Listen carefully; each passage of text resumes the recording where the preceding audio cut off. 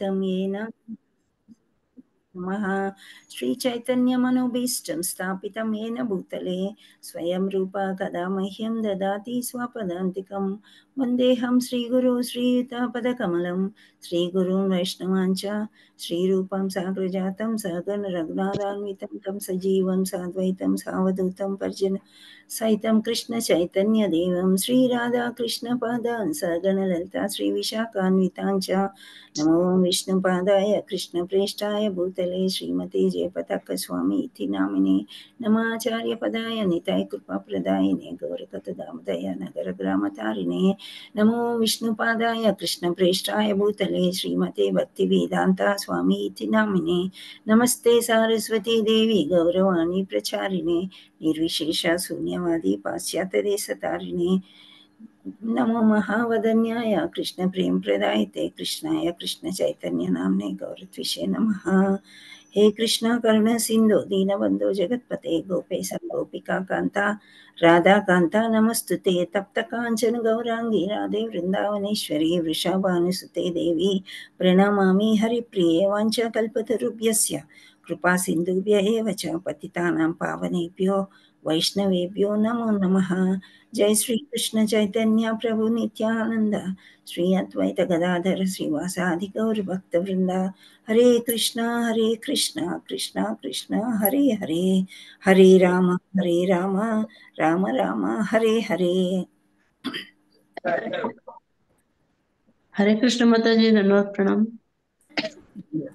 ओम नमो भगवते वासुदेवाय। ओम नमो भगवते वासुदेवाय। ओम नमो भगवते वासुदेवाय। मुखं करोति वाचालं पंगुं लङ्घयते गिरिमित्कृपातमहं वन्दे श्रीगुरुं दीनतारिणं परमानन्दमाधवं श्रीचैतन्येश्वरं। हरे कृष्ण హరే కృష్ణ. ఈరోజు మనం క్లాస్ చెప్పుకున్నట్లయితే మన సిలబస్ అనే దాంట్లో సగం అయిపోయినట్లే. అంటే 18 చాప్టర్స్లో 18 అధ్యాయాల్లో 9 ఈరోజు మనం చేసుకుంటున్నాము. సో మాతాజీ ప్రణామాలు మాతాజీ. ధన్యవాద్ ప్రణామ్. Hare Krishna. Let us go to the 8th సమీక్ష. ఈ ప్రతి ఒక్క రోజు కూడా మన యొక్క అధ్యాయాలు మన క్లాసెస్ అన్నీ కూడా శ్రీల ప్రభుపాదికి అంకితము. ఆయన అంతర్జాతీయ కృష్ణ చైతన్య సంఘ ఆచార్యులు అనమాట. హరే కృష్ణ. సో సమీక్ష మనము అక్షర బ్రహ్మయోగ భగవంతుడిని పొందడం అనేది 8వ అధ్యాయంలో మనం నేర్చుకున్నాము. ఇక్కడ మనం డెడ్ అని పెట్టుకున్నాం. ఏంటి సమీక్ష? డెడ్. సో ఫస్ట్ ఇది డౌట్స్, సందేహాలు. అంటే అర్జునుడికి ఎంత చెప్పినా ఇప్పుడు మనకు కూడా ఎంత చెప్పుకున్నా ఏం చేసినా కానీ డౌట్లు అనేవి రోజు వస్తూనే ఉంటాయి. అసలు భగవంతుడు ఉన్నాడా, ఇదంతా మీరే రాసుకున్నారేమో అనే స్థాయి కూడా దిగజారిపోయి అడిగేవాళ్ళు కూడా ఉన్నారనమాట. సో ఆ డౌట్స్, అర్జునుడి ప్రశ్నలు, సో మరణాన్ని ఎందుకు ఎలా ఎదుర్కోవాలి అని చెప్తున్నారు. సో నెక్స్ట్ ఈ అనేసరికి exam. So death is an exam అన్నారు.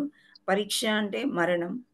తర్వాత మరణ సమయంలో కృష్ణుణ్ణి గుర్తుంచుకోవాలి. జీవితం ప్రిపరేషన్, మరణం పరీక్ష. So life is a preparation, death is an exam అని అంటారు ఇంగ్లీష్లో. సో దీన్ని గుర్తుంచుకోవడం యొక్క అభ్యాసమే మనకి 8వది అనమాట. సో ఇక్కడ హ్యాండ్ రైస్ చేస్తున్నారు సరితా మాతాజీ. మీరు ఏ చదవండి?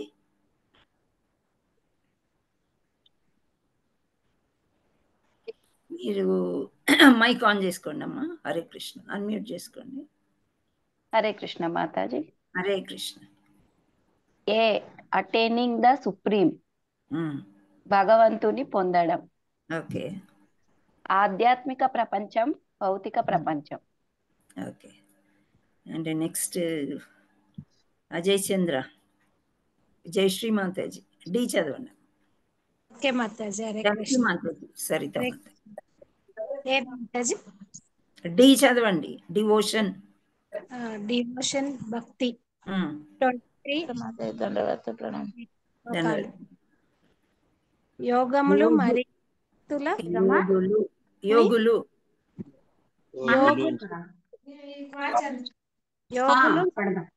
మాతాజీ. చదవండి. యోగులు మరియు భక్తుల శరీరాన్ని వదిలివేయడం.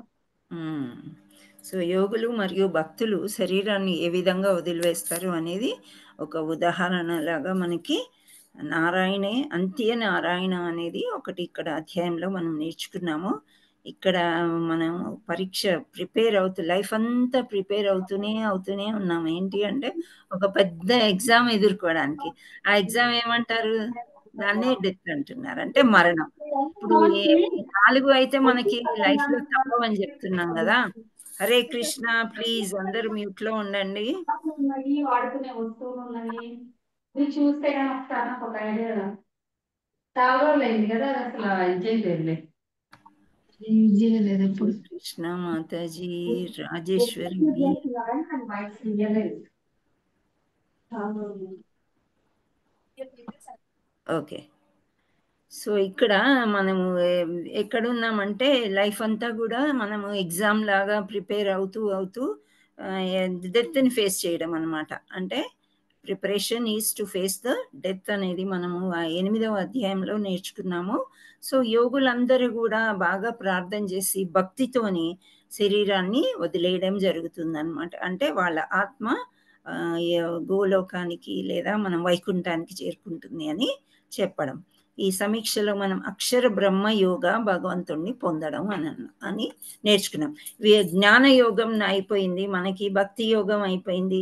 సో ఈ మళ్ళా కూడా ఇప్పుడు మనం మామూలుగా సూపర్ బజార్కి వెళ్తే మనం ఆన్లైన్ షాపింగ్ చేస్తూ ఉంటాం కదా. సో అప్పుడు ఏమవుతుంది, కొత్తిమీర తీసుకోండి, పాలకూర విడివిడిగా ఉంటాయి, తర్వాత కాంబో అని ఇస్తారు. మీరు చూస్తున్నారో లేదో. పళ్ళు కూడా అంతే, ద్రాక్ష పళ్ళు ఇంకేవో కలిపేసి కాంబో అంటారు, అదేదో ధరకు తక్కువైనట్టు. సో ఇక్కడ మనకి హెడ్డింగ్స్ కూడా ఈ విధంగా ఉన్నప్పుడు మీరేం కన్ఫ్యూజ్ అవ్వకండి.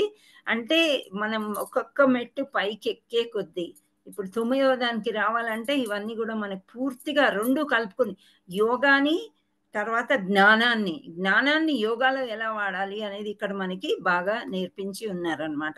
సో ఇక్కడ అక్షర బ్రహ్మ యోగ భగవంతుడిని పొందడం అని అంటే భగవంతుడిలో దగ్గరికి పూర్తిగా ఎలా వెళ్ళగలము అనేది దీనిలో మనము నేర్చుకున్నాం.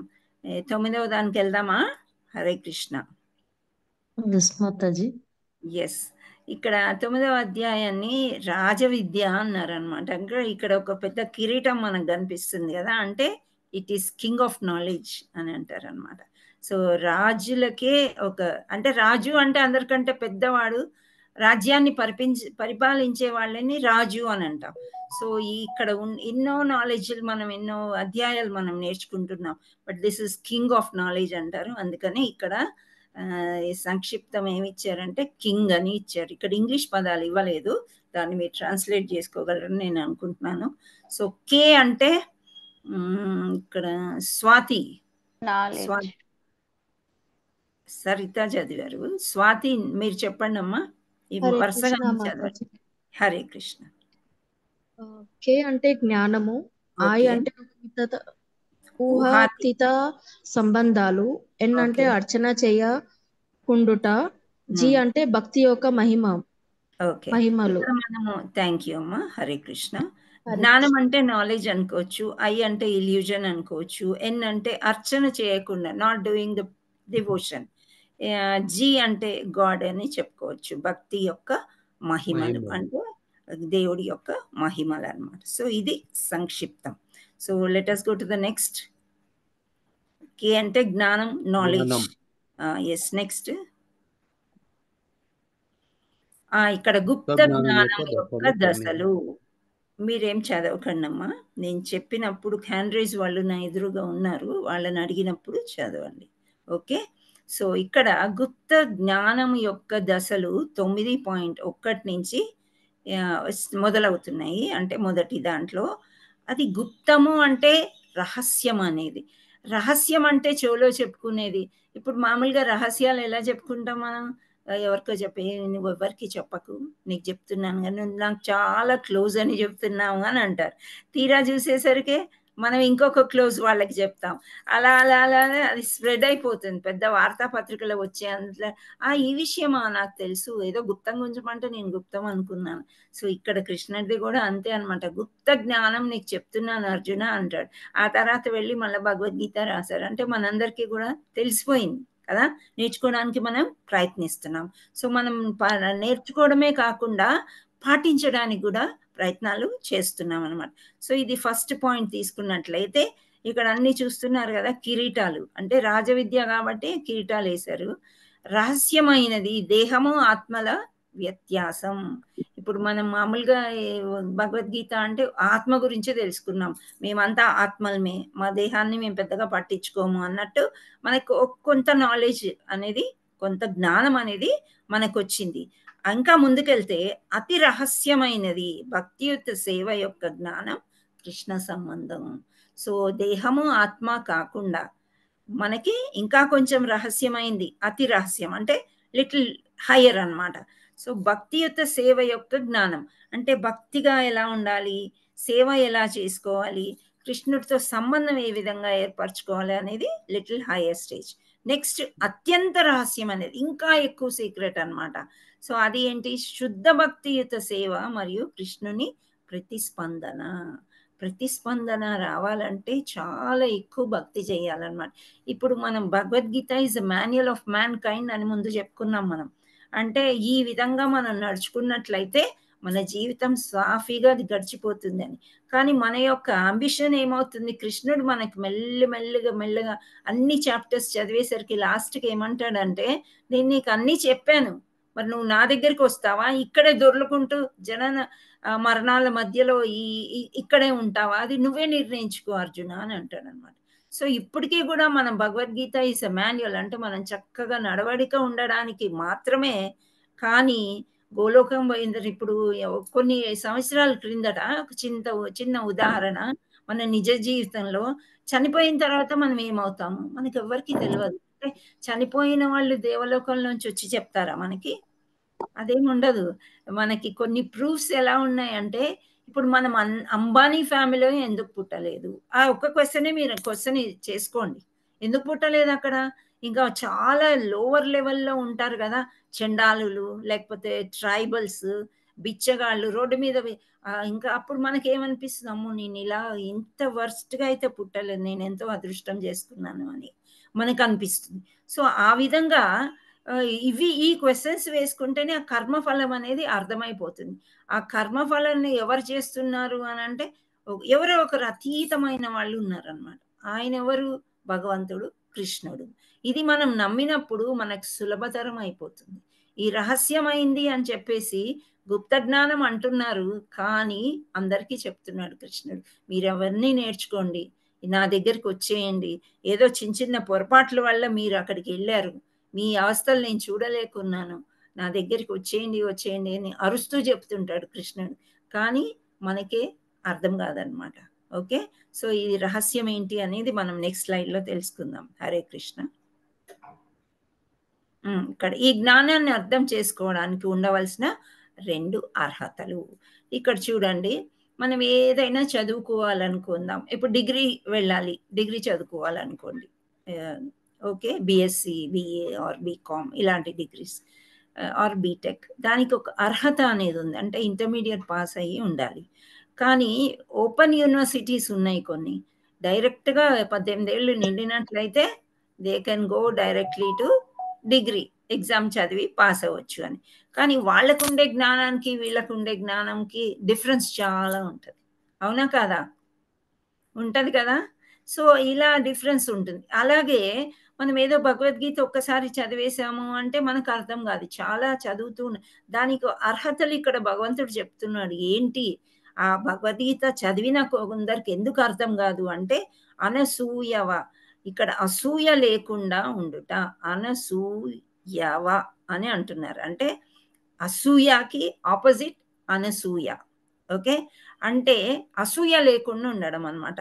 అసూయ అంటే ఏంటి, మనకి లేనిది ఎవరి దగ్గరైనా ఉన్నప్పుడు మనకు ఒకలాంటి బాధ అని చెప్పలేము, ఏది అని అసూయ కలుగుతుంది అనమాట. కలిగి ఇంకా లేనిపోని మాటలు వాళ్ళ మీద మాట్లాడుకోవడము, ఏదో సృష్టించుకోవడము, ఒక వైరం అనేది మనం పెంచుకోవడము ఇలా జరుగుతుంది. సో అది ఇప్పుడు కామ, క్రోధ, లోభ, మద మాశ్చర్యాలు ఉంటాయి కదా, ఈ షడ్వర్గ, ఇవి అన్నీ కూడా చాలా చెడ్డ గుణాలు అనమాట. ఇవన్నీ కూడా మనిషిలో ఉంటాయి. సో ఇవి ఉన్నాయి కాబట్టి మనం వాటిని జయించడానికి భక్తి చేయాలి అని అంటున్నాం. సో ఫస్ట్ అసూయ లేకుండా ఉండాలి. భగవంతుడి మీద కూడా అసూయ చెందే వాళ్ళు ఉన్నారు. ఎందుకు కృష్ణుడికి ఇంతమంది భార్యలు, ఎందుకు కృష్ణుడు ఇంత రిచ్, ఎందుకు కృష్ణుడు ఇంత అందగాడు, అది చూసి ఓర్చుకోలేరు అనమాట. సో దాన్ని అసూయ అని అంటారు. సో అసూయ ఉండకూడదు అని అంటే నేను ఒక చిన్న టిప్ చెప్తాను. మనకంటే పెద్ద మెట్టు మీద ఎవరన్నా ఉన్నారంటే వాళ్ళని ప్రేజ్ చేయడం నేర్చుకోండి. Once you start praising them, అంటే వాళ్ళని పొగడ్డం అనేది మనకు రావాలి. వాళ్ళని పొగిడినప్పుడు ప్రేమ, అసూయ ప్రేమగా మారుతుంది. ఇది నా పర్సనల్ ఎక్స్పీరియన్స్ అండి. ఎవరైనా మనకంటే పెద్దగా ఎదిగారు అంటే, అరే నేను ఉండవలసిన ప్లేస్లో వాళ్ళు ఉన్నారని ఒక క్షణం అనిపించగానే కంగ్రాచులేషన్స్ చెప్పేసి వాళ్ళతోని మాట్లాడి అది తీసేసినట్లయితే మనం భగవంతుడికి మన హార్ట్లో ప్లేస్ ఉంటుంది. లేకపోతే అసూయతో నిండిపోయి ఒక బాధ లాంటిది, వాళ్ళని చూస్తేనే వాళ్ళ దగ్గరికి వెళ్ళాలనిపించదు అనమాట. సో అలా పెంచుకోకూడదు. దాన్ని ప్రేమగా మార్చుకోవడానికి ప్రయత్నం చేస్తే అప్పుడు ఇలాంటివి మనకి చదివినప్పుడు మనకి బ్రెయిన్కి ఎక్కుతాయి. అంటే మన మెదడుకి ఎక్కి మనకు అర్థమవుతుంది. లేకపోతే అసలు భగవద్గీత అర్థం అవడం చాలా కష్టం. మనం 8 అధ్యాయాలు చేసినా సరే, నేను చెప్పాను కానీ ఆ గంట సరిపోదు. ఎంతో ఒక్కొక్క శ్లోకం 1 గంట తీసుకుంటారు నెక్స్ట్ క్లాసెస్లో. అప్పుడు కూడా కొంచెమే అర్థమవుతుంది. అంటే పదే అందుకే చెప్పారు మన పెద్దవాళ్ళు, రోజు భగవద్గీత చదవండి, రోజు భాగవతం చదవండి అని చెప్తున్నారు. నేను దీని యొక్క 9వ అధ్యాయం యొక్క మహత్వం నేను తర్వాత చెప్తాను. ఓకే. సో ఫస్ట్ ఈ యొక్క అర్హతలు 2 ఉన్నాయి. ఒకటి అసూయ లేకుండా, రెండవది శ్రద్ధ, అంటే విశ్వాసం చాలా ఉండాలి, నమ్మాలి. మనం పుట్టినప్పుడు మనకి తండ్రి ఎవరో తల్లి ఎవరో తెలియదు, అవునా? తల్లిని చూస్తూ ఆ పాలు సేవిస్తూ అమ్మ అని మనకేదో ఒక ఆప్యాయత అనేది అర్థమవుతుంది. అప్పుడు ఆ తల్లి ఇతనే మీ తండ్రి అని చెప్తాడు. అప్పుడు మనం నమ్ముతాము. అంతేగాని కొంచెం పెద్దగా అయిపోయినాక పిల్లవాడు నేను DNA టెస్ట్కి పోతా అంటే ఎలా ఉంటుంది? మనం కుటుంబాల్లో DNA టెస్ట్లు అవన్నీ ఏం చేయించుకోం కదా. ఎక్కడో క్రైమ్స్, కల్ప్రిట్స్ ఉన్న దగ్గర అలాంటి వాటికి వెళ్తుంది. సో అది అంత విశ్వాసం మనకు ఉండాలన్నమాట. భగవంతుడు ఉన్నాడు, మన అవయవాలన్నీ భగవంతుడే చేశాడు, మన సృష్టి అనేది ఉంది. పెద్ద సైంటిస్టులే బాగా నమ్ముతున్నారు దీన్ని. సో మనము ఆ విశ్వాసం లేకుండా ఏదో భగవద్గీత అందరు చదవమన్నారు కదా, చదివేద్దాము, ఇది ఒక మాన్యువల్ మనకి ఉపయోగపడుతుంది అంటున్నారు అని మనం చదివితే అది మనకు అర్థం కాదం. సో ఇది చదువుకోవడానికి ఫస్ట్ అసూయ లేకుండా ఉండాలి. నెక్స్ట్ విశ్వాసం, బాగా శ్రద్ధతో విశ్వాసంతో మనం చదువుకోవాలి అని చెప్తున్నారు. చూడండి, ఇక్కడ ఒక గురువు గారు, ఒక శిష్యుడు వినమ్రతతో మంచిగా చేతులు జోడించి గురువు గారిని అడుగుతున్నారు, నా ప్రశ్నలు ఏమైనా ఉంటే, ఏదైనా డౌట్లు ఉంటే అంత నమ్రతతోని అడిగితేనే అప్పుడు గురువు గారికి చెప్పాలనిపిస్తుంది అనమాట. ఇవి అర్హతలు. Next, Hare Krishna. Next slide. ఇక్కడ రాజు విద్య అన్నారు. గుప్త జ్ఞాన లక్షణాలు ఏంటి? అయితే రాజవిద్య నేర్చుకోవడానికి 2 అర్హతలు చెప్పుకున్నాం ఇంతకుముందు. ఇప్పుడు రాజవిద్య అంటే రాజు అంటే జ్ఞానము. రాజు అంటే ఎవరు?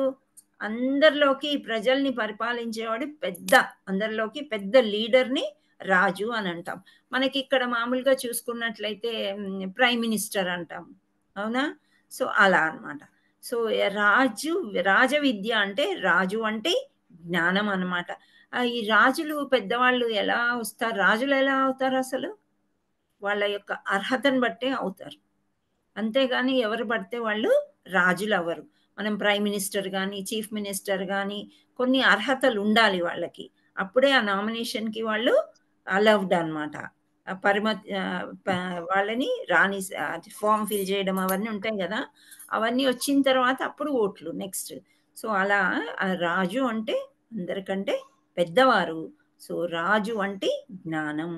రాజగుహ్యం అత్యంత గుహ్యమైనది, రహస్యాలన్నింటిలో రహస్యమైనది అనమాట. అంటే రహస్యాలు చిన్నవి పెద్దవి ఏవో చాలా ఉంటాయి. ఇప్పుడు కొద్ది కాలం క్రితం అంటే ఒక 20 సంవత్సరాల క్రితము గాయత్రి మంత్రాలు, కొన్ని మంత్రాలు అసలు మనకి తెలిసేవి కాదు. ఉదాహరణ చెప్తున్నాను, అసలు తెలియదన్నమాట. ఎవరైతే మంత్ర దీక్ష తీసుకున్నారో వాళ్ళకే తెలుసు. వాళ్ళు విచ్చలవిడిగా అందరికీ చెప్పేవారే కాదు. కానీ శ్రీకృష్ణ మహామంత్రం ఉంది కదా, దాంట్లో గుహ్యం ఏమీ లేదు. ఆ యొక్క మహిమ తెలుసు, ఎవరైనా ఎక్కడైనా చదవచ్చు అని అన్నారు.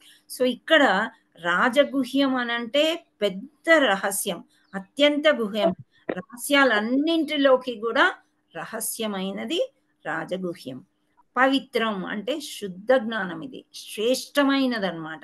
మామూలుగా ఏదో జ్ఞానం కాదు. Science, social studies, English, Telugu, ఈ సబ్జెక్ట్స్ మనం చదువుకుంటాం. బీటెక్లో బోల్డ్ అని సబ్జెక్ట్స్, ఎంటెక్లో బోల్డ్ అని, ఎంబీఏలో కూడా ఎన్నో బ్రాంచెస్ ఉంటాయి. అలా మనము భౌతికంగా ఇక్కడ చదువుకున్న విద్యలు కాకుండా ఇది ఈ పవిత్రం, చాలా పవిత్రం అన్నమాట. శుద్ధ జ్ఞానము, శ్రేష్టమైన జ్ఞానము అని చెప్తారు. క్లాస్ ఫస్ట్, ఈ క్లాస్ ఫస్ట్ కోసం అందరూ పోట్లాడుతూనే ఉంటారు, పిల్లలు కానీ తల్లులు కానీ. సో ఆ ఫస్ట్ రావాలంటే ఈ జ్ఞానం మనకు ఉండాలి అని చెప్తున్నారు. నెక్స్ట్ పవిత్రం, ఉత్తమం అంటే, ఉత్తమం అంటే అది కూడా ఇంకో మీనింగ్. పవిత్రం అనేది డివోషనల్, ఉత్తమం అనేది దివ్యమైనది. మళ్ళీ కూడా అంటే అది కూడా హయ్యర్ స్టేట్ అన్నమాట. దేంట్లో? స్పిరిచువల్లో హయ్యర్ స్టేట్, ఆధ్యాత్మిక జ్ఞానాల్లో హైయెస్ట్ స్టేట్ అన్నమాట. ఇక్కడ ప్రత్యక్షావగం ధర్మ్యం అంటే ధర్మం యొక్క పరిపూర్ణత. అంతే కదా చెప్పుకున్నట్టయితే రిలీజన్ అని అంటారు. Do you belong to which? So ఆ విధంగా అన్నమాట. సో ఈ ధర్మాన్ని పాటించడం. అందరూ వీళ్ళందరూ జాయిన్ అయిన కదా.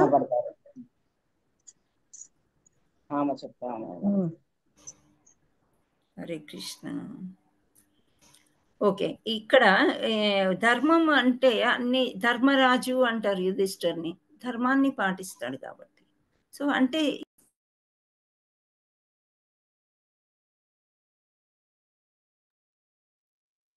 మాతాజీ మ్యూట్ లో ఉన్నారు. మాతాజీ మీరు ఎవరు మాట్లాడితే ఓకే, ఇప్పుడు వినిపిస్తుందా? ధర్మము యొక్క పరిపూర్ణత అని అంటున్నారు. ధర్మాలు ఎన్నో రకాలుగా ఉంటాయి. కొన్ని ధర్మాలు పాటిస్తాం, కొన్ని అబద్ధాలు చెప్పేస్తాం నెమ్మదిగా. పరిపూర్ణంగా మనం ధర్మాన్ని పాటించడం అనేది ప్రత్యక్షావగమం ధర్మ్యం. సుసుఖం, ఇది శ్లోకం అమ్మ. ఇవన్నీ కూడా వర్డ్స్ చాలా ఉల్లాసంగా ఉంచుతుందంట. అంటే మనకి దేవుడి గురించి తెలుసుకునేటప్పుడు మనకి లోపల చాలా ఉల్లాసంగా, హాయిగా ఉంటుంది, సుఖంగా ఉంటుంది. ఇప్పుడు మనం జూమ్ క్లాస్ తీసుకుంటున్నాము. జూమ్ క్లాస్లో మీకు ఎటువంటి కష్టం లేదు. చక్కగా తింటూ చూడొచ్చు, పని చేసుకుంటూ చూడొచ్చు, ఒక దగ్గర కూర్చుని చూడొచ్చు, కావాలంటే నోట్స్ రాసుకోవచ్చు. అదంతా మీ ఇష్టం. చాలా సుఖంగా ఉంది కదా ఈ జూమ్ క్లాస్ అనేది. సో అది అన్నమాట సుసుఖం, చాలా ఉల్లాసంగా ఉంచుతుంది మనస్సును కూడా. మనం అన్ని పనులన్నీ ముగించుకొని ఎంత చక్కగా కంప్యూటర్ ముందు కూర్చొని, ఫోన్ ముందు కానీ ల్యాప్టాప్ ముందు కానీ ముందేసుకొని కూర్చుని ఇది వినడము ఎంతో సుఖంగా ఉంటుంది అని చెప్తున్నారు. అవ్యయం, నశింపనిది, ఎల్లప్పుడూ ఉండేది. ఈ జ్ఞానం మనం మర్చిపోతేనే కానీ ప్రాక్టికలీ మనం పాటించినప్పుడు మర్చిపోయే అవకాశాలు ఉండవు. ఇక్కడ రాజవిద్య అన్నారు అంటే కింగ్ ఆఫ్ నాలెడ్జ్ అన్నప్పుడు ఏంటి అనేది మనం చాలా గట్టిగా వినేసి దాన్ని కొంచెం ఆచరించినట్లయితే నశింపలేనిది, ఎల్లప్పుడూ ఉండేది, ఎప్పటికీ ఈ నాలెడ్జ్ మారదనమాట. ఇప్పుడు ఈ భగవద్గీత అనేది మీ ముత్తాతలు కూడా చదివి ఉంటారు. సేమ్ శ్లోకాలు ఇప్పుడు కూడా ఉన్నాయి. అంటే అది మారేదే కాదనమాట, మారదు. సో ఎప్పుడైతే శ్రీకృష్ణుడు ఏమైతే చెప్పాడో, వేదాల్లో రాసున్నాయో అది అలా కంటిన్యూ అయిపోతూనే ఉంటుంది. నశింపనిది, ఎల్లప్పుడూ ఉండేదన్నమాట. హరే కృష్ణ. నెక్స్ట్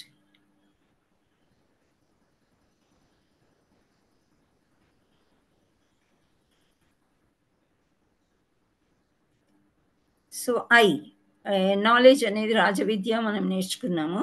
నెక్స్ట్ అంటే ఊహాతీత సంబంధం. ఇక్కడ చూడండి, మయా తతమిదం సర్వం జగదవ్యక్తమూర్తినా మత్స్థాని సర్వభూతాని నచాహం త్వేష్టి వస్థితః. ఇక్కడ అవ్యక్త రూపంతో కూడిన నాచే ఈ సమస్త జగత్తు వ్యాప్తమై ఉన్నది. జీవులన్నీ నా యందు కలవు, కానీ నేను వాని యందు లేను. ఓ భారత, ఇది చాలా కన్ఫ్యూజింగ్గా ఉంటుంది ఈ శ్లోకం. ఇప్పుడు దాకా ఇదంతా రాజవిద్య అన్నారు. రాజవిద్య అని చెప్పిన తర్వాత ఇక్కడ ఏమంటున్నారంటే నేను అందరిలో ఉన్నాను కానీ మళ్ళీ లేను అని కూడా చెప్తున్నాడు. ఏ విధంగా అంటే ఇక్కడ చిన్న ఉదాహరణ నేను చెప్తాను, తర్వాత మీకు అది లోకాలు ఏంటి అనేది కొంచెం ఎన్లార్జ్ చేయగలవమ్మా చందన? కొంచెం పెద్దగా ఏమైనా మీరు చేసుకోగలుగుతారా ఇండివిజువల్గా? చేసుకుంటే అవి ఒకసారి మనం చదువు. స్క్రీన్ పెద్దగానే పెట్టాను కదా. పెద్దగానే ఉందా? ఇంకంతకంటే రాదు. ఓకే, మీకు కనిపిస్తున్నాయి అక్షరాలందరికీ కూడా? కనిపిస్తున్నాయి మాతాజీ. కనిపిస్తుంది మాతాజీ. ఓకే, కనిపిస్తుంది. ఓకే, ఇట్లా స్లిప్ అయిపోతుందా? హరే కృష్ణ హరే కృష్ణ. ఎస్. సో ఇక్కడ అవ్యక్త రూపంతో కూడిన నాచే ఈ సమస్త జగత్తు వ్యాప్తమై ఉన్నది. జీవులన్నీ నా యందు కలవు, కానీ నేను వాని యందు లేను ఓ పార్థ అని అంటున్నాడు. సో ఇక్కడ గుహ్యము, ఈ సీక్రెట్ ఏం చెప్తున్నారంటే నాలో అందరూ ఉన్నారు కానీ నేను ఎవరిలో లేను అని చెప్తున్నారు. అంటే ఇక్కడ ఒక క్వశ్చన్ మనకు వస్తుంది కదా, నిన్ననే మొన్ననే మనం చెప్పుకున్నాం కదా, పరమాత్ముడు మనలో ఉన్నాడు, అన్నీ చూస్తున్నాడు. నేను ఇంకా సీసీ కెమెరాలతో కంపేర్ చేసి మరీ చెప్పాను. సో మళ్ళీ లేను అని చెప్తున్నాడు, ఇదేంటి అని ఒక క్వశ్చన్ అనమాట. అతని ఐఎమ్ సారీ శ్రీకృష్ణుడు చెప్తున్నాడు ఏంటి అని. ఇక్కడ ఈ లోకాలు మనం చూద్దాం. అంటే ఇప్పుడు ప్రైమ్ మినిస్టర్ మనకు ఉన్నారు.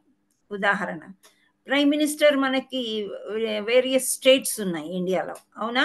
రాష్ట్రాలు. రాష్ట్రానికి మనకి రాష్ట్ర ముఖ్యమంత్రులు ఉన్నారు.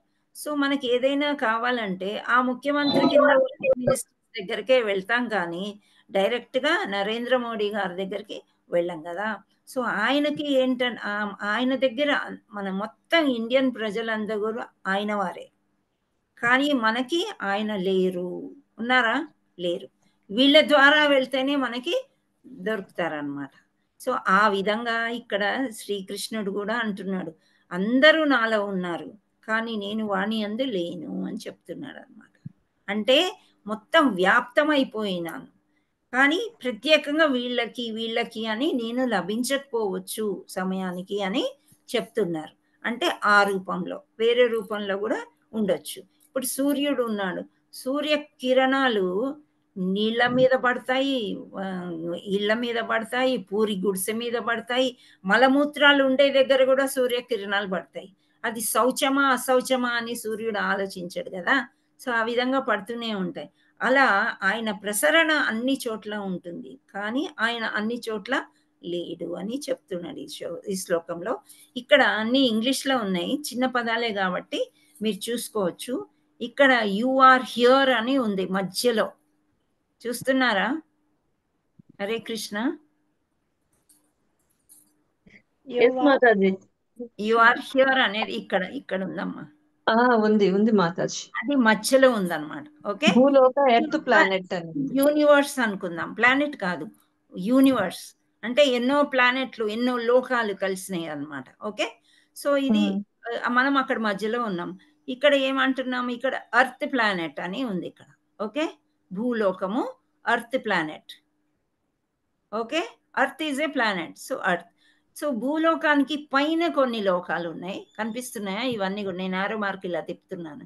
ఓకే, పైన కొన్ని లోకాలు ఉన్నాయి, మళ్ళీ కింద కూడా కొన్ని లోకాలు ఉన్నాయి అన్నమాట. ఇది ఇక్కడ గర్భోదక సాయి అని అంటే గర్భోదక విష్ణువు, ఆయన నుంచి ఇలాంటి యూనివర్సెస్ ఎన్నో millions and millions of universes వస్తూనే ఉంటాయి అన్నమాట.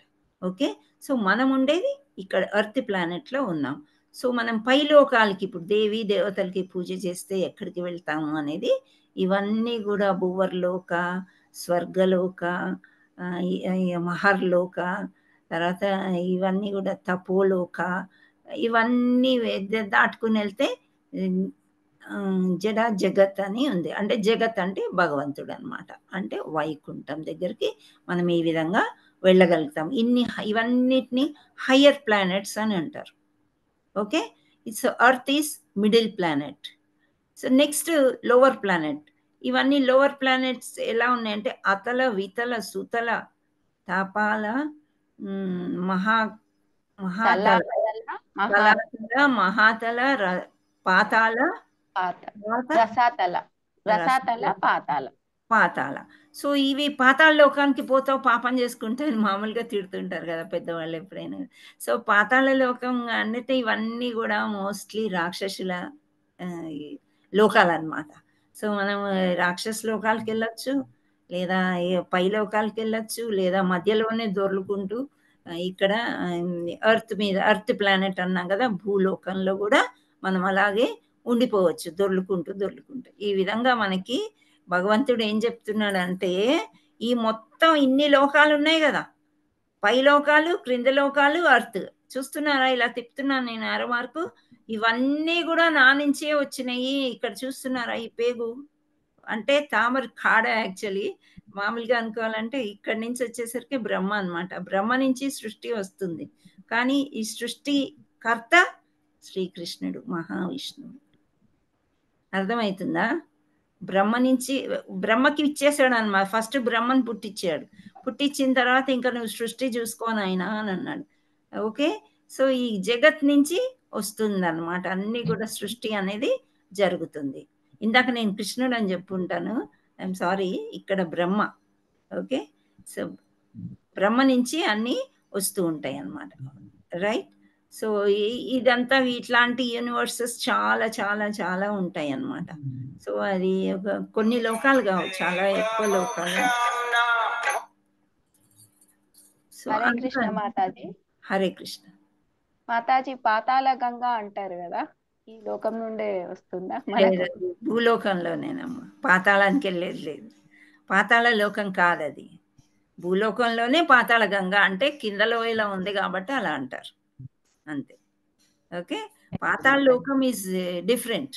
ఈ లోకాలన్నీ కూడా మనకి భాగవతంలో వస్తూ ఉంటాయి అప్పుడప్పుడు కూడా. అయితే ఈ పాతాళ లోకానికి రాజు ఎవరు అంటే ఎవరైనా చెప్పగలుగుతారా? బలిచక్రవర్తి మాతాజీ. బలిచక్రవర్తి. అది బలిచక్రవర్తి చాలా దాన ధర్మాలు చేస్తూ ఉంటాడు కదా, అందరినీ ఇంద్రుణ్ణి అందరినీ జయించేసి అందరికి భయం వేసిపోయి అప్పుడు పిలిస్తే వామన రూపంలో వస్తాడు. 3 అడుగులు కావాలంటాడు. ఆకాశాన్ని ఒక అడుగు, భూమి ఒక అడుగు, ఇంకొక అడుగు ఏం చేయాలి అంటే నా పూర్తిగా సమర్పించేసుకుంటాడు అనమాట తనని తాను. ఆయనకు అర్థమైపోయింది విష్ణుమూర్తి వచ్చాడని. సో తల మీద పెట్టిన ఆయన అంటాడు చిన్న బాలుడిని, వామనుడిని, ఆ పొట్టి అతన్ని. సో అప్పుడు తల మీద పెట్టేసి పాతాళానికి నొక్కేసి అక్కడ రాజుని చేసి ద్వారపాలకులు ఉంటారు కదా, ఆ ద్వారపాలకుడు యొక్క డ్యూటీ చేస్తాడు కృష్ణుడు. ఇక్కడ రథసారథి డ్యూటీ ఎక్కడ చేశాడు? అర్జునుడికి. సో ఆ విధంగా అన్నమాట కృష్ణుడి యొక్క సర్వెటిజం. అంటే సర్వెంట్ లాగా కృష్ణుడు ఉన్నప్పుడు మనమేంటి సర్వెంట్ కాదా? మనం కూడా అందరం సర్వెంట్సే. పుట్టిస్తున్నాడే సర్వెంట్ లాగా. సో నా పిల్లలు బాధపడుతున్నారు, నా దగ్గరికి వచ్చేయండి అని మళ్ళీ కూడా చెప్తూ ఉంటాడు అనమాట. So next slide. Hare Krishna.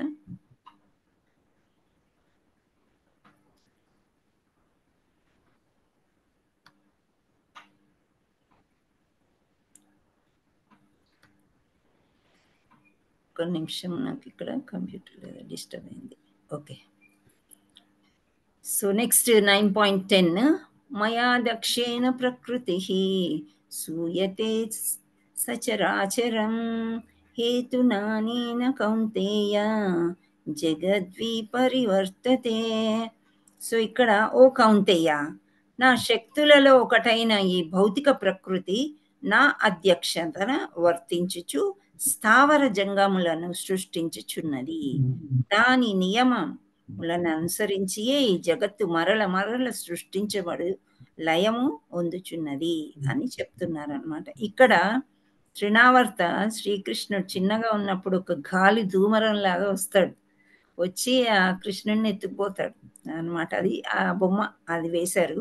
ఇక్కడ ఏంటి అంటే భౌతిక ప్రకృతి. అతను ఏమనుకున్నాడు తృణావర్త, నేను సృష్టించగలను, నేను ఏమన్నా చేయగలను, నేను ఇటు అటు తిప్పేయగలను లోకాన్ని అని అనుకొని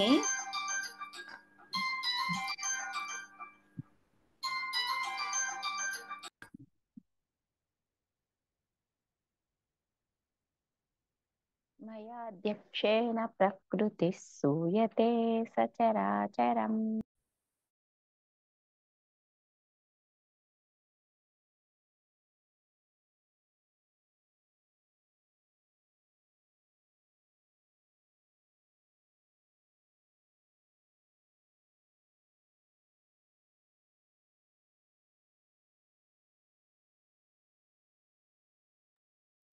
హరే కృష్ణ మాతాజీ, వాయిస్ రావట్లేదు. హరే కృష్ణ. నేనే ఒక నిమిషం బ్రేక్ తీసుకున్నా, అక్కడ ఫోన్ ఒకటే మోగుతుంటే మాట్లాడొచ్చాను.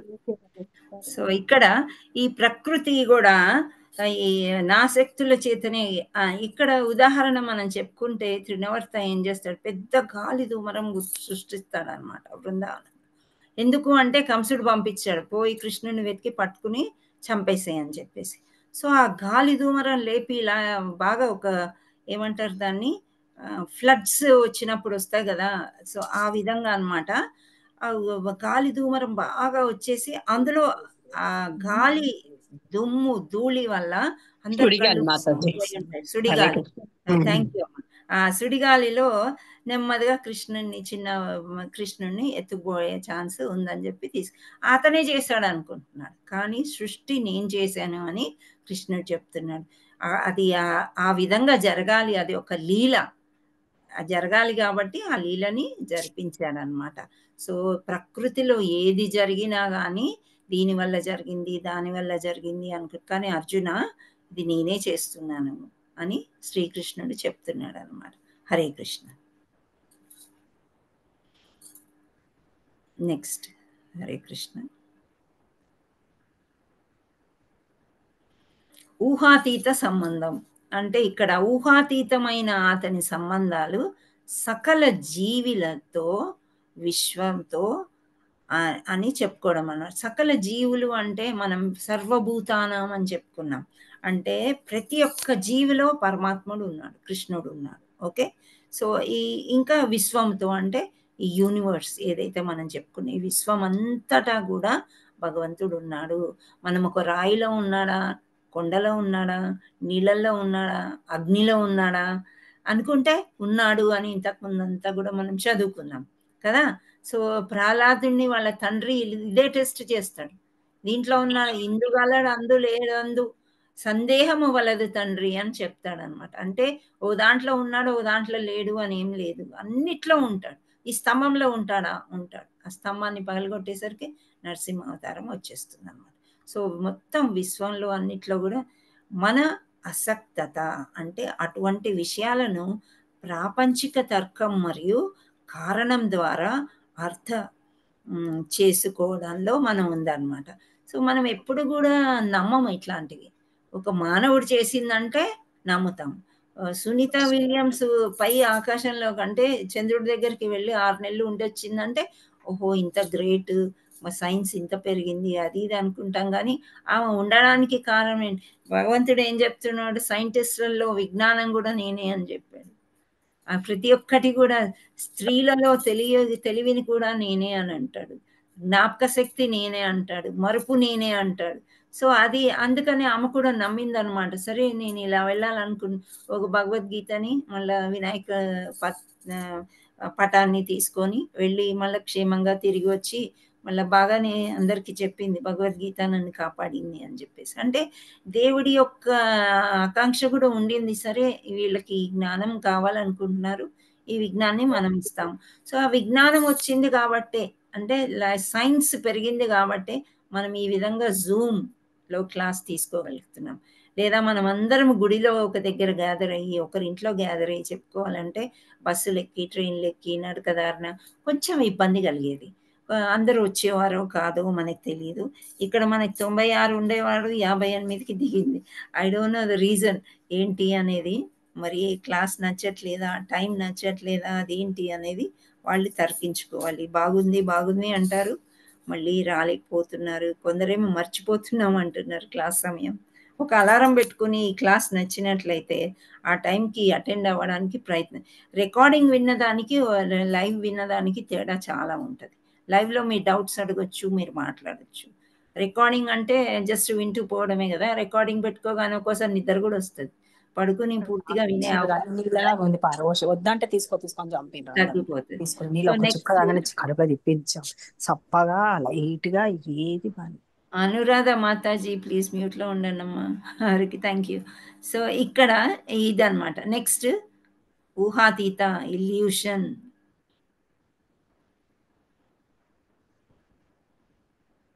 Next slide. హరే కృష్ణ. ఏంటంటే నాస్తికత.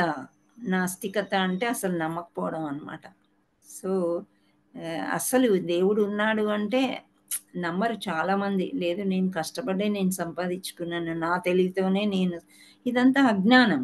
నీకు తెలివిచ్చింది కూడా భగవంతుడే, అంతా భగవంతుడిదే అని నమ్మినప్పుడు ఇంకా ఇంకా ఇంకా బాగా మనం ప్రోగ్రెస్ అవుతాము, సుఖంగా ఉండగలుగుతాం అన్నమాట. ఇక్కడ మూర్ఖులు నన్ను పరిహసిస్తారు అంటే నవ్వుతారంట కృష్ణుడిని చూసుకొని. అవజానంతి మాం మూఢా మానుషీం తనుమాశ్రితం పరమం భావమజానంతో మమ భూతమహేశ్వరం. సర్వమునకును పరమ ప్రభువైన నా దివ్యత్వమును వారెరుగక నేను మానవ రూపమున అవతరించినప్పుడు మూఢులు నన్ను అపహాస్యం చేయుదురు. ఇప్పుడు మానవ రూపంలో వచ్చి, మూఢులు అంటే మూర్ఖులు అనొచ్చు, అజ్ఞానులు అని కూడా అనొచ్చు. మామూలుగా మనం చెప్పుకోవాలంటే వాళ్ళు అజ్ఞానులే, వాళ్ళకి తెలియదు అనమాట. తెలియక నేనే గొప్ప అనుకునేవాడు ఇంకా వాడిని తిట్టలేక మనం మూర్ఖుడు అని అనేస్తారనమాట. ఇక్కడ వ్యాసాల్లో కానీ ఎక్కడైనా రాయడంలో. సో వీళ్ళకి ఆయన యొక్క దివ్యత్వం అసలు తెలియదన్నమాట. ఇప్పుడు మనం చూసినట్లయితే ధృతరాష్ట్రుడు ఉన్నాడు, దుర్యోధనుడు ఉన్నాడు, అర్జునుడు ఉన్నాడు, యుధిష్ఠిరుడు ఉన్నాడు, భీముడు, వీళ్ళందరూ ఉన్నారు, కుంతి మహారాణి. సో అర్జునుడు కానీ, యుధిష్ఠిరుడు కానీ, కుంతి మహారాణి కానీ, కృష్ణుడు మన దగ్గరే ఉన్నాడు, ఆయన భగవంతుడే, ఆయన లీల కూడా చేయగలడు అని వాళ్ళు నమ్ముతున్నారు. మన పక్కనే ఉన్నది ఎవరో కారు భగవంతుడు అని వాళ్ళు నమ్మారు. మరి ధృతరాష్ట్రుడికి విశ్వరూపం చూపిస్తాడు. ఆయన గుడ్డివాడు కదా, స్పెషల్గా ఆయన కళ్ళిస్తాడు, కళ్ళిచ్చి విశ్వరూపాన్ని చూపిస్తాడు. ఆ సమయంలో హే కృష్ణ అంటాడు, తర్వాత మళ్ళీ మర్చిపోతాడు అనమాట. ఈ దుర్యోధనుడికి చూపించినప్పటికీ కూడా ఏమైంది, ఈయన ఒక పెద్ద మాయగాడు, మాయల మరాఠీ అని నమ్మలేదన్నమాట. అంటే పరిహాసం చేశారనమాట. సో జనరలీ కృష్ణుణ్ణి ఎలా పరిహాసం చేస్తారంటే, ఆడపిల్లలతో ఆడుతుంటాడు, గెంతుతుంటాడు, డాన్స్ చేస్తాడు, పాటలు పాడతాడు, ఇవన్నీ రాసలీలలు, వాళ్ళకి తెలియదు అది. కృష్ణుడు యొక్క బాడీ ఎలా ఉంటుంది, ఆధ్యాత్మికం. మన బాడీ ఎలా ఉంటుంది, భౌతికం. అంటే ఇలా కోసామనుకోండి వేలు, బడబడబడ రక్తం కారుతుంది, అవునా? అదే కృష్ణుడి వేలు కోస్తే రక్తం రాదు, ఏమీ రాదు, అసలు తెగదు. కానీ అక్కడ ఒక లీల చేశాడు ద్రౌపది కోసం. ద్రౌపది ఒకసారి కిచెన్లో ఎవరు లేని సమయంలో కొంత వంట చేయవలసి వస్తే వంట సామాగ్రి, కూరగాయలు కట్ చేస్తాడు కృష్ణుడు ద్రౌపది కోసం. చేస్తున్నప్పుడు ఏమవుతుంది, వాళ్ళు వనవాసం చేసే సమయంలో వేలు కట్ అయిందంట కృష్ణుడిది. అసలు రక్తం రాదు, కానీ అక్కడ ఒక లీల చేశాడు, రక్తం వచ్చినట్టు. అప్పుడు ద్రౌపది మాత పవిట కొంగు చింపి తొందరగా కట్టుదంట, అన్న ఇలా అయిపోయింది అని చెప్పేసి. అయితే అప్పుడు ఒక చిన్న వస్త్రం నాకు ఇచ్చింది కాబట్టి నేను నీకు ఇప్పుడు వస్త్రాలు ఇవ్వాలి అనేది వస్త్రాపహరణం అప్పుడు రిటర్న్ ఇచ్చేసి, అంటే చిన్న గుడ్డ పీలిక ఇచ్చినందుకు అన్ని చీరలు ఇచ్చాను. ఇది ఒక ఉదాహరణ, ఇది ఒక లీల అంతే. కానీ పరిహాసం చేసేదానికి ఏమీ లేదనమాట. భగవంతుడు పరమాత్ముడు, శ్రీకృష్ణ పరమాత్ముడు ఎలాంటి వాడంటే అన్ని లీలలు చేసి చూపించాడనమాట. సో ఆ లీల ఇప్పుడు గోవర్ధన పర్వతం 6 ఏళ్ల పిల్లవాడిని ఇంత పెద్ద బండరా ఇచ్చి నువ్వు చిటికెన్ వేల మీద పట్టుకొని నిలబడు అంటే నిలబడగలుగుతారా? లేదు. కానీ అది చేశాడు కృష్ణుడు. అలా చేస్తే అప్పుడు గోవర్ధనంలో అక్కడ ఉండే ప్రజలందరూ కూడా ఆ పర్వతం కింద వచ్చేసి షెల్టర్ తీసుకున్నారు, ఆ నీడన నిల్చున్నారు అందరూ. వడగళ్ళ వాన పడుతుంది, బాగా దెబ్బలతో రాళ్ల వర్షం కురిపిస్తాడు ఇంద్రుడు. ఎందుకు? అసూయ చేత. మీరు ఎప్పుడు పర్వతంకి నాకు పూజ చేసేవాళ్ళు వర్షాల కోసము, ఇప్పుడు గోవర్ధనానికి చేస్తారు ఆ పూజలు అని చెప్పి అలా చేస్తారు. అప్పుడు గోవర్ధన పర్వతం అంత చిన్న పిల్లవాడెత్తి చిటికెన వేళ్ళ మీద పట్టుకుని. ఇవన్నీ మనలో ఎవరైనా చేయగలుగుతారా? ఎవరు చేయలేరు. కానీ మరి కృష్ణుని పరిహాసం చేయడం ఎందుకు? పరిహాసం చేయడమే కాకుండా ఒక మాయలోడు, లేకపోతే నా కృష్ణుడు దేవుడే కాదు, నమ్మశక్యం కాదు అని ఎలా అంటారు? బృందావనం వెళ్ళి చూడండి, అక్కడ గోవర్ధన పర్వతం ఉంది, దాని చుట్టూ పరిక్రమ చేస్తారు అందరూ కూడా. వేదాల్లో స్క్రిప్చర్స్లో అన్నిట్లో కూడా ఇవన్నీ నిజాలు అని రాసున్నాయి. పలానా సమయంలో ఇది జరిగింది అని కూడా చెప్పి ఉన్నారు. సో అంత చెప్పిన తర్వాత కూడా లేదు నేను పరిహాసం చేయడం అంటే వాళ్ళందరూ కూడా మూర్ఖులు అని చెప్తున్నాడు కృష్ణుడు ఇక్కడ. వాళ్ళకి తెలియదు, ఆయన దివ్యత్వం తెలియదు. ఇక్కడ ఫస్ట్ మనం చదువుకున్నది ఏంటి? దేవుడి గురించి తెలుసుకోవాలంటే శ్రవణం చేయాలి, బాగా వినాలి, కృష్ణుడి గురించి వినాలి, ఆయన లీలలు మనం తెలుసుకోవాలి. తెలుసుకున్నప్పుడే మనము విశ్వాసం కలుగుతుంది మనకి, అంటే నమ్మకం కుదురుతుంది అనమాట, ఈయన దేవుడు అనేసి. హరే కృష్ణ. Next line.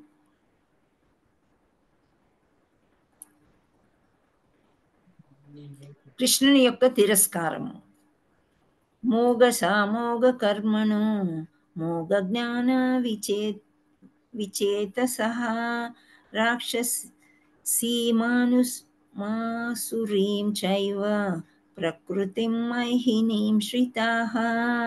ఆ విధంగా మోహితులైన వారు దానవ మరియు నాస్తిక భావములచే ఆకర్షితులకు అట్టి భ్రాంత స్థితిలో వారి ముక్తికి సంబంధించిన కామ్యకర్మలు జ్ఞాన సముపార్జనలన్నీయును వ్యర్థములగును. సో ఇవన్నీ కూడా దానవులు అంటే దాన ప్రవృత్తి ఏ విధంగా ఉంటుందంటే ఎప్పుడు చూడు ఒకరిని చంపాలా, ఒకరిని పొడి చేయాలా, వాళ్ళకి కావాల్సింది దొరకకపోతే క్రూరంగా ప్రవర్తిస్తూ ఉంటారు అన్నమాట. వాళ్ళు దానవులు. సో వాళ్ళకి ఎక్కడ మోహం కలుగుతుంది, ఆడవాళ్ళ మీద కానీ, డబ్బుల మీద కానీ, ఒక రాజసింహాసనం మీద కానీ. అలా మోహం కలిగినప్పుడు వాళ్ళ చేతిలో ఎప్పుడు చూసారా కత్తులు కనిపిస్తున్నాయి. ఇది రాక్షస ప్రవర్తన. ఇక్కడ చూసారా మానభంగాలు జరుగుతున్నాయి అంటే రాక్షస ప్రవర్తనే అది. సో ఆ విధంగా ఈ నాస్తికులు అంటే ఒక భగవంతుడు ఉన్నాడు, భగవంతుడు ఇవన్నీ కర్మలు ముందు ముందుకి నాకు కష్టాలు వస్తాయేమని వాళ్ళు ఆలోచించరు అనమాట. వాళ్ళు అసలు ఊహించుకోరు. సో ఇవన్నీ కృష్ణుని తిరస్కారం ఈ విధంగా చేస్తుంటారు మూర్ఖులు, మూఢులు. నెక్స్ట్.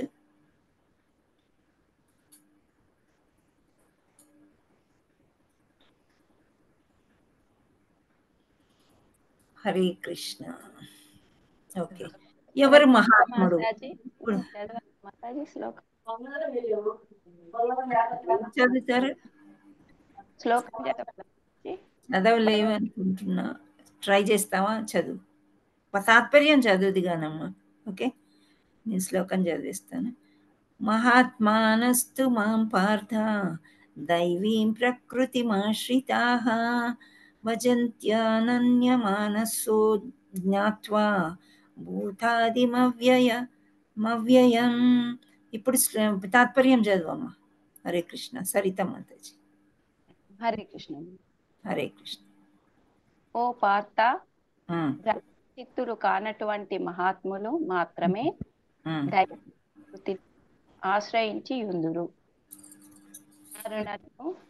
ఆదియును అవ్యయుడును అగు దేవాయునిగా నెరిగిచే నా భక్తియుక్త సేవలో సంపూర్ణముగా నిమగ్నులై ఉందరు.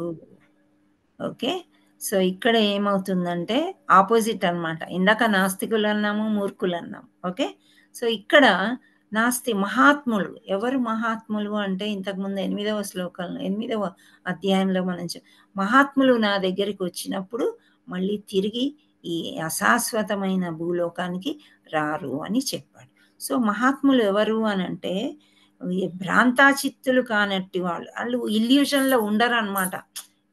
ఊహించుకోరు అసలు. ఈ ఊహ అనేది వాళ్ళకు ఉండదు అనమాట. నిజమే ఉంటుంది అన్ని వాళ్ళ దగ్గర.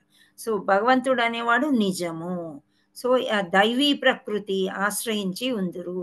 సో ఇదంతా కూడా దైవమే అన్ని చేశాడు అని దాని మీద ఆధారపడియే ఉంటారనమాట.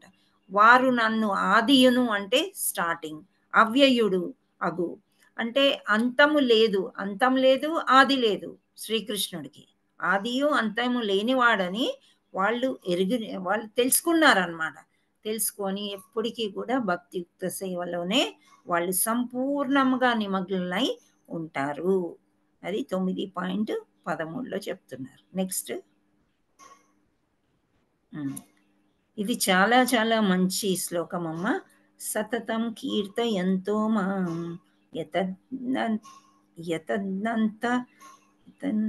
యతంతశ్చ దృఢవ్రత నమస్యంతశ్చ మాం భక్త్యా నిత్యయుక్తా ఉపాసతే. ఈ మహాత్ములు సదా నా మహిమలను కీర్తించుచు దృఢ నిశ్చయంతో యత్నించుచు నా ముందు నమస్కరించుచు నన్ను నిత్యము భక్తితో పూజింతురు. ఇక్కడ ఉదాహరణ శ్రీల ప్రభుపాద గురించి ఒక పటం వేశారనమాట. ఆయన్ని చూస్తేనే అసలు ఏంటంటే మహాత్ముడు అనమాట. సో ఆయన లేనిదే అసలు ఇస్కాన్ లేదు. ఇస్కాన్ లేకపోతే మనం కృష్ణుణ్ణి ఇంత తేలిగ్గా ఇంత ఈజీగా మనము కీర్తించడం చాలా కష్టం అన్నమాట. సో ఇక్కడ సదా మహిమల్ని కీర్తిస్తారు. ఇక్కడ ఏ విధంగా కీర్తిస్తున్నారంటే ఎక్కువగా సంకీర్తన మూమెంట్ బుక్స్ చదవమంటారు. మళ్ళా కూడా హరే కృష్ణ మహామంత్రాన్ని కీర్తన ద్వారా నృత్యం ద్వారా దృఢ నిశ్చయంతో వాళ్ళు ప్రయత్నం చేస్తుంటారు. ఇప్పుడు మీరు నలుగురు వచ్చారు కదా, మనం నలుగురమే చదువుకుందాం. యాక్చువల్లీ భాగవతం కానీ భగవద్గీత కానీ నెక్టర్ ఆఫ్ డివోషన్ చాలా పుస్తకాలు ఉన్నాయి ఇస్కాన్లో. ఇవన్నీ చదవాలంటే జీవితకాలం సరిపోదు అని నేను చెప్పాను మీకు ఇంతకు ముందు కూడా. సో మనం ఒక 10 మంది చేరాం కదా, మనమే చదువుకుందాం ఒక పుస్తకం తర్వాత ఒక అని ఎప్పుడూ ఊరుకోరు. ప్రచారం అనేది కంపల్సరీ చేయవలసిందే. ఈయన ఇక్కడ నుండి న్యూయార్క్ వెళ్ళారు, న్యూయార్క్ సిటీ నుంచి. అక్కడి నుంచి మళ్ళీ వేరే వేరే వేరే అన్ని దేశాలకి వెళ్ళారు. ఇది చిన్న దేశము ఇది పెద్ద దేశము అని అనుకోలేదు. సో ప్రపంచంలో ఉన్న వాటిలో అన్నిట్లో వెళ్ళి ఒక 10 సంవత్సరాల్లో 69 ఏటా వెళ్ళారు. 10 సంవత్సరాల్లో ఆయన 108 ఇస్కాన్ సంస్థలు స్థాపించి అందరినీ లీడర్ చేశారు, లీడర్షిప్ ఇచ్చారు, వాళ్ళకి గురుమంత్రం ఇచ్చారు. ఆ తర్వాత మీరే ఇనిషియేషన్ చెయ్యండి, మీరు ఇంకా భక్తుల్ని చెయ్యండి చెయ్యండి చెయ్యండి అన్నారు. సో ఈ సంస్థకి మనం వెళ్ళినట్లయితే తప్పకుండా కృష్ణ భక్తులు అవ్వకుండా మనం తిరిగి రాలేమన్నమాట. అంత బాగుంటాయి. ఏంటి అంటే ప్రొద్దున లేచిన దగ్గర నుంచి పాటలు, నృత్యాలు, భజనలు, కీర్తనలు, ఆ తర్వాత మనకి మంచి ప్రసాదం అయిన తర్వాత కూడా మళ్ళీ కొన్ని సేవలు ఉంటాయి. పువ్వులు కట్టేవి, అది ఇది ప్రశాంతంగా కూర్చొని చేసేవి. ఆ తర్వాత రాత్రి మళ్ళీ పొద్దున్నే. So this life cycle is very very interest. నిత్యము భక్తితో పూజించు. ఈ ప్రపాదుల వారు ఆ వయసులో ఎందుకు ఇంత దృఢ నిశ్చయం ఆయన తీసుకున్నారంటే, ఆయన చిన్నగా ఉన్నప్పుడే ఆయన గురువు చెప్పారంట, ఏంటి నీకు ఇంగ్లీష్, ఆ కాలంలో ఇంగ్లీష్ వచ్చేది కాదు. సో అందరికీ ఈయనకి ఇంగ్లీష్ బాగా వస్తుంది కాబట్టి వీళ్ళు పెద్ద ఫార్మస్యూటికల్ కంపెనీస్ ఉండే గొప్ప రిచ్ పర్సన్స్ అన్నమాట వీళ్ళ ఫ్యామిలీ. అండ్ భక్తియుక్త సేవలో కూడా చాలా డివోషనల్ ఉండేవారు వీళ్ళ తండ్రి. సో అక్కడ కలకత్తాలో చిన్నప్పుడే ఇతనికి భక్తి సేవ నేర్పించారు. రాధాకృష్ణని సేవించడము, చిన్న చిన్న మోటార్లు అవి కొనిచ్చి జగన్నాథ రథయాత్ర లాగా ఆడుకునేవారంట. సో ఆ భక్తి అనేది ఉంది, కానీ నువ్వు వెళ్ళి ప్రచారం చెయ్యి అనేసరికి అప్పుడు మనకి అజిటేషన్ టైం అంటే ఏమంటారు, స్వతంత్రానికి పోరాటం జరుగుతుందంట. మహాత్మా గాంధీ కూడా ఒక పక్క పోరాటం చేస్తుంది. ఇలాంటి సమయంలో నేను విదేశాలకి నన్ను ఎవరు వెళ్ళనిస్తారు, నేను ఎక్కడ వెళ్ళగలుగుతాను అనేసి ఆయన వినలేదన్నమాట గురుగారి మాట. కానీ ఆయన అంతం చెందినప్పుడు ఈయనకప్పుడు అనిపించింది, నేను ఎంత తప్పు చేశాను, గురుగారి మాట నేను ఎలా వినలేదు అని చెప్పేసి, సరే ఇప్పుడైనా పర్వాలేదు, భక్తిలోనే ఉన్నారు ఆయన, సన్యాసం తీసుకున్నారు, బృందావనంలో ఉన్నారు. సో ఆ బుక్స్ అన్నీ కూడా ట్రాన్స్లేషన్ చేసుకొని బుక్స్ రాసుకొని, అలాంటిది లేదు, నేను ఇప్పుడు విదేశాలకు వెళ్ళవలసిందే, నేను ఏదో సంస్థ చేయాలి, ఇది చేయాలి, మా గురుగారు చెప్పిన మాట నేను చెల్లించాలి అని చెప్పి ఆయన బయలుదేరుతారనమాట. దృఢ నిశ్చయంతో బయలుదేరి ఈ సంస్థను స్థాపించి మళ్ళీ తిరిగి వచ్చి ఇక్కడ కూడా ఇస్కాన్ అన్నీ కూడా మన అబిడ్స్ టెంపుల్ కూడా ఈయన చేతుల మీదుగానే, శ్రీల ప్రభుపాదుల వారి చేతుల మీదుగానే ఈ టెంపుల్ అనేది ప్రారంభమైంది. అయితే ఆయన 1977లో నవంబర్ 14న పరమపదించారు అని చెప్తున్నారు. బృందావన్ మనం వెళ్ళినప్పుడు ఆయన యొక్క సమాధి స్థితిని కూడా మనం అక్కడ సమాధిని చూడగలుగుతాం. అక్కడ మార్నింగ్ చక్కగా గురు ప్రార్థన చేసి గురువాష్టకం చేస్తారు. ఆ తర్వాత మరి ఇక్కడ రాధాకృష్ణుల టెంపుల్లో మళ్ళీ చేస్తారనమాట వందనాలు. హరే కృష్ణ. సో ఆ విధంగా దృఢ నిశ్చయం అనేది తీసుకుంటారు. ఎవరు అంటే మహాత్ములు. సో ఇక్కడ మహాత్ముల్లో ఒక ఉదాహరణ శ్రీల ప్రభుపాదని ఇచ్చారనమాట. మహాత్ముని కార్యకలాపాలు కీర్తన ఎల్లప్పుడూ జపిస్తూ ఉండడం, దృఢమైన వాగ్దానంతో, విశ్వాసంతో, అంటే మంచి నమ్మకంతో. ఫారిన్ కంట్రీకి పోతే తెలుగు ఎవరు పాడుతుంటారు? తెలుగు అని కాదు కానీ సంకీర్తన ఎవరు పాడతారు అని ఆయన అనుకోలేదు. నేను పాడుకుంటాను ఒక్కడిని, నా వెనకాల ఎవరొక్కరు కాకపోతే ఇద్దరు అలా వస్తారు. సో ఒక టైంలో ఆయనకి ఇంగ్లీష్ ఎవరు వినేవాళ్ళు కాదంట. పర్వాలేదు, నేనే ప్రాక్టీస్ చేసుకుంటూనే ఉంటాను, నేనే చెప్తాను, ఒకరున్నా చాలు విన్నా అని. ఆయన కుర్చీలకి టేబుల్లైనా వింటారు కదా అని ముఖ్యంగా కృష్ణ పరమాత్ముడు వింటాడు అని చెప్పుకునేవాడు. అలాగ ప్రాక్టీస్ చేసిన ఇంగ్లీషు ఆయనకి విదేశాలు పోయినప్పుడు బాగా ఉపయోగపడింది.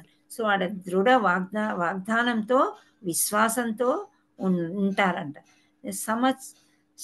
నమస్యంత ప్రణామాలు అర్పించుచు ఉండడం. నమస్యంత అంటే ప్రణామాలు అంటే నమస్కారాలు అనమాట. అర్పిస్తూ అంటే దండవత్ ప్రణామాల చేస్తూ ఉంటారు. నిత్యయుక్త ఎల్లప్పుడూ లీనమే ఉండడం, ఎల్లప్పుడూ కృష్ణునే తలుచుకోవడం. మనం మామూలుగా ఉద్యోగం చేసినా చిన్న సమయం, చాలా చిన్న సమయం దొరికితే కూడా హరే కృష్ణ హరే కృష్ణ కృష్ణ కృష్ణ హరే హరే, హరే రామ రామ రామ హరే, అలా జపం చేసుకుంటారు అన్నమాట. కృష్ణ భక్తులు అందరూ అంతే. మనం ట్రైన్లో చూసినా, బస్లో చూసినా ఎప్పుడు జపమాల చేతిలో ఉంటుంది. టైం దొరికితే చాలు 16 మాలలు చేయమన్నారు. మిగతా టైం మీరు చదువుకోండి, క్లాసులు వినండి, ఇలాంటివి చెప్పారు.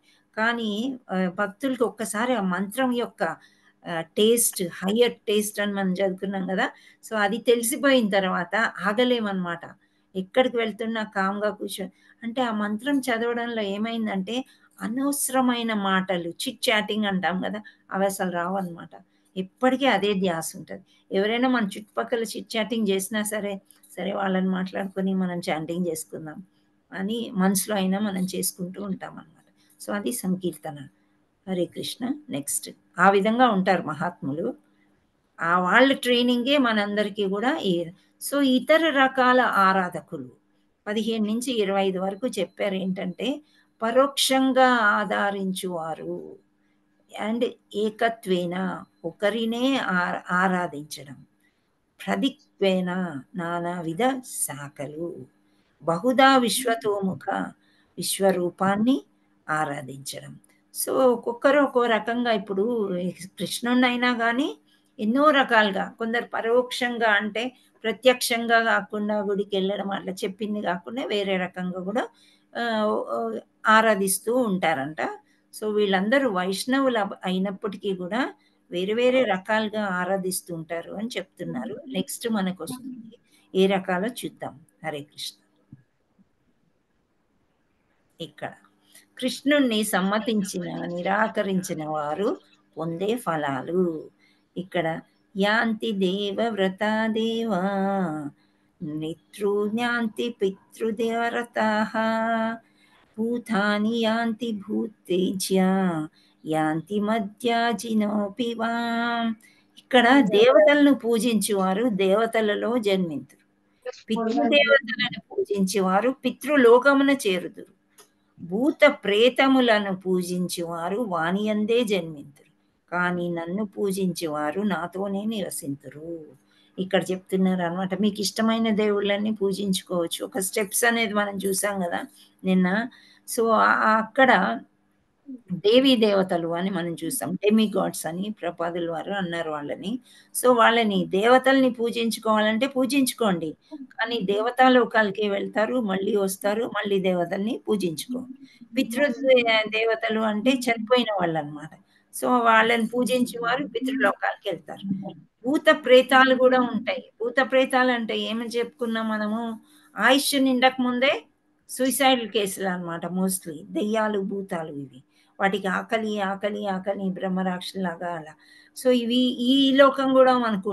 సో వాళ్ళనే పూజిస్తూ ఉంటారు. ఈ భూత ప్రేత నిమ్మకాయలు పెట్టి ఏదేదో రకరకాల పూజలు చేస్తూ ఉంటారు. మీకు తొందరగా ఇది అవ్వాలి అది అవ్వాలి అనుకుంటే కొందరు వెళ్తారు ఇట్లాంటి పూజలు కూడా.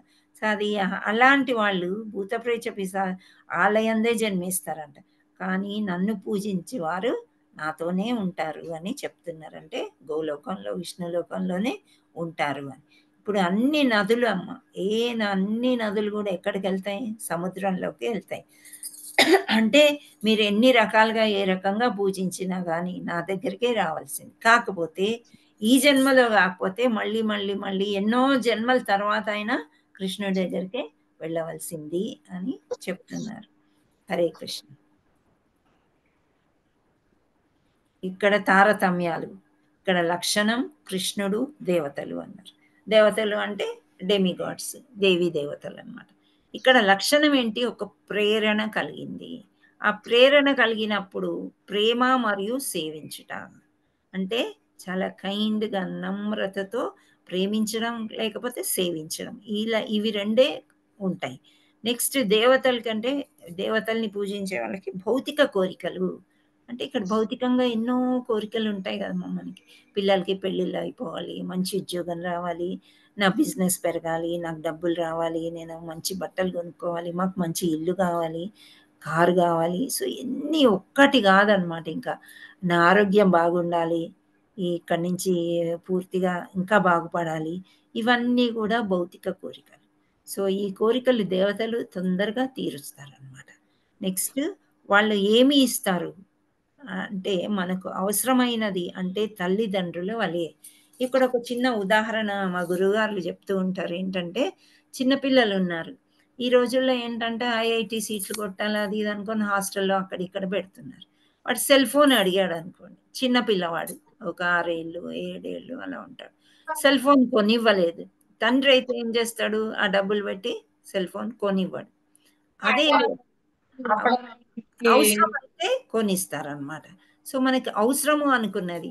కొంచెం పెద్ద పిల్లవాడు అయ్యాడు. పెద్ద పిల్లవాడు అయినప్పుడు వాడికి సెల్ ఫోన్ అవసరం.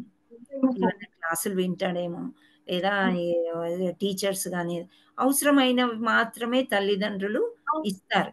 అలాగే శ్రీకృష్ణుడు కూడా మనకి ఏది అవసరమో అవన్నీ సమకూరుస్తాడు.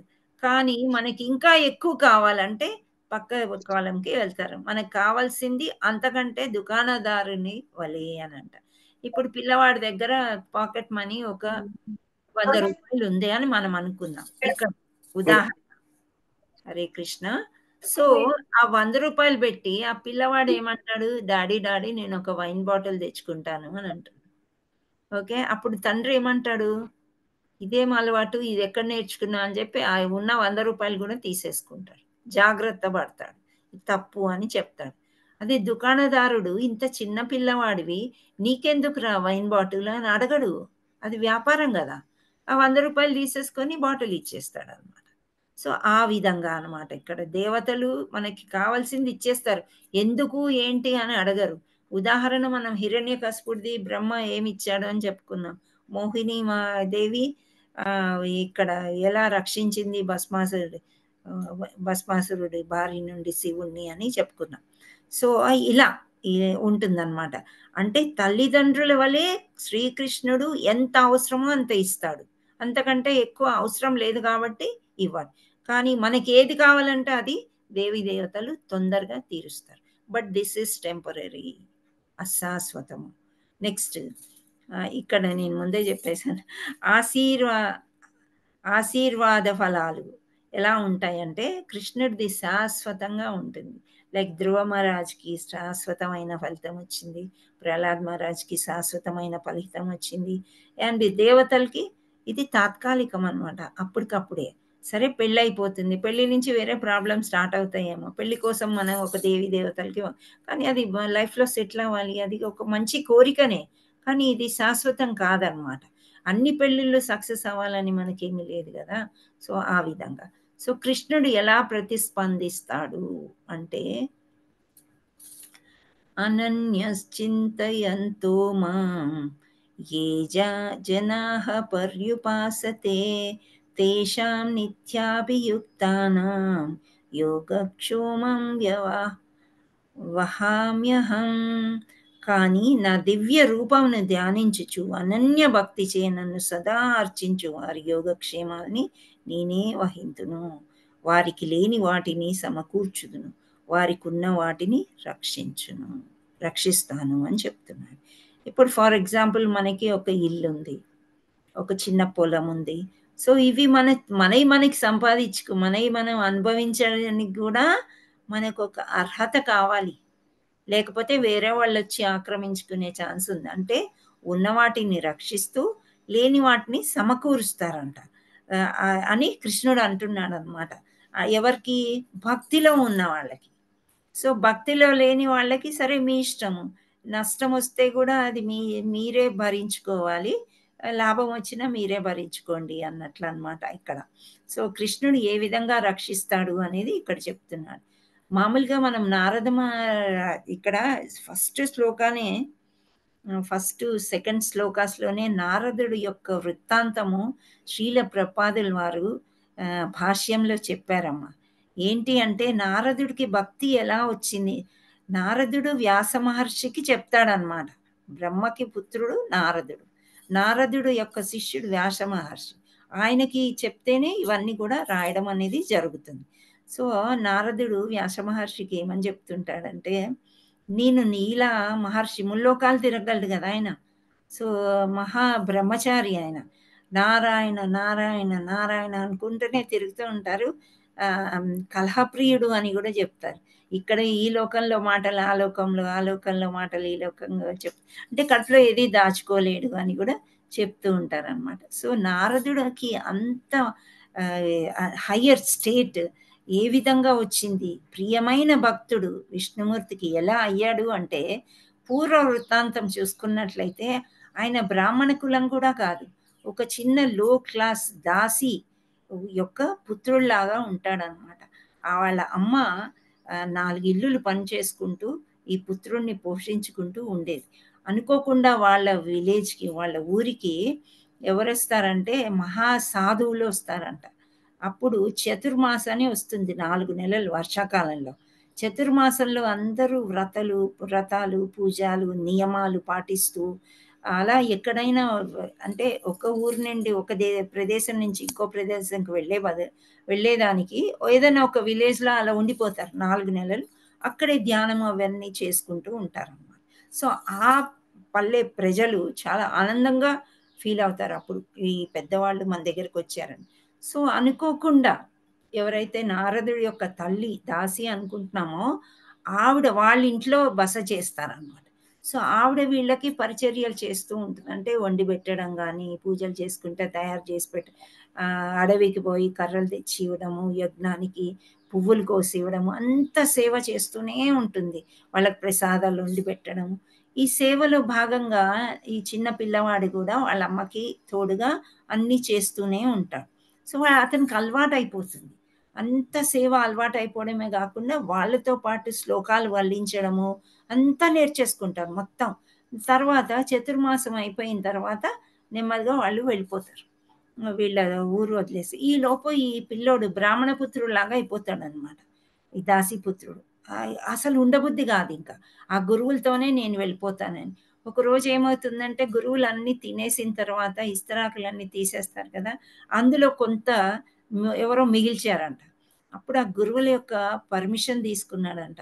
ఏమని అంటే, గురుదేవా మీరు వదిలేసిన ఆ ఉత్తిష్టాన్ని నేను తినవచ్చా అని అడిగాడంట. అంటే అయితే తినొచ్చు బాబు అని చెప్తాడు.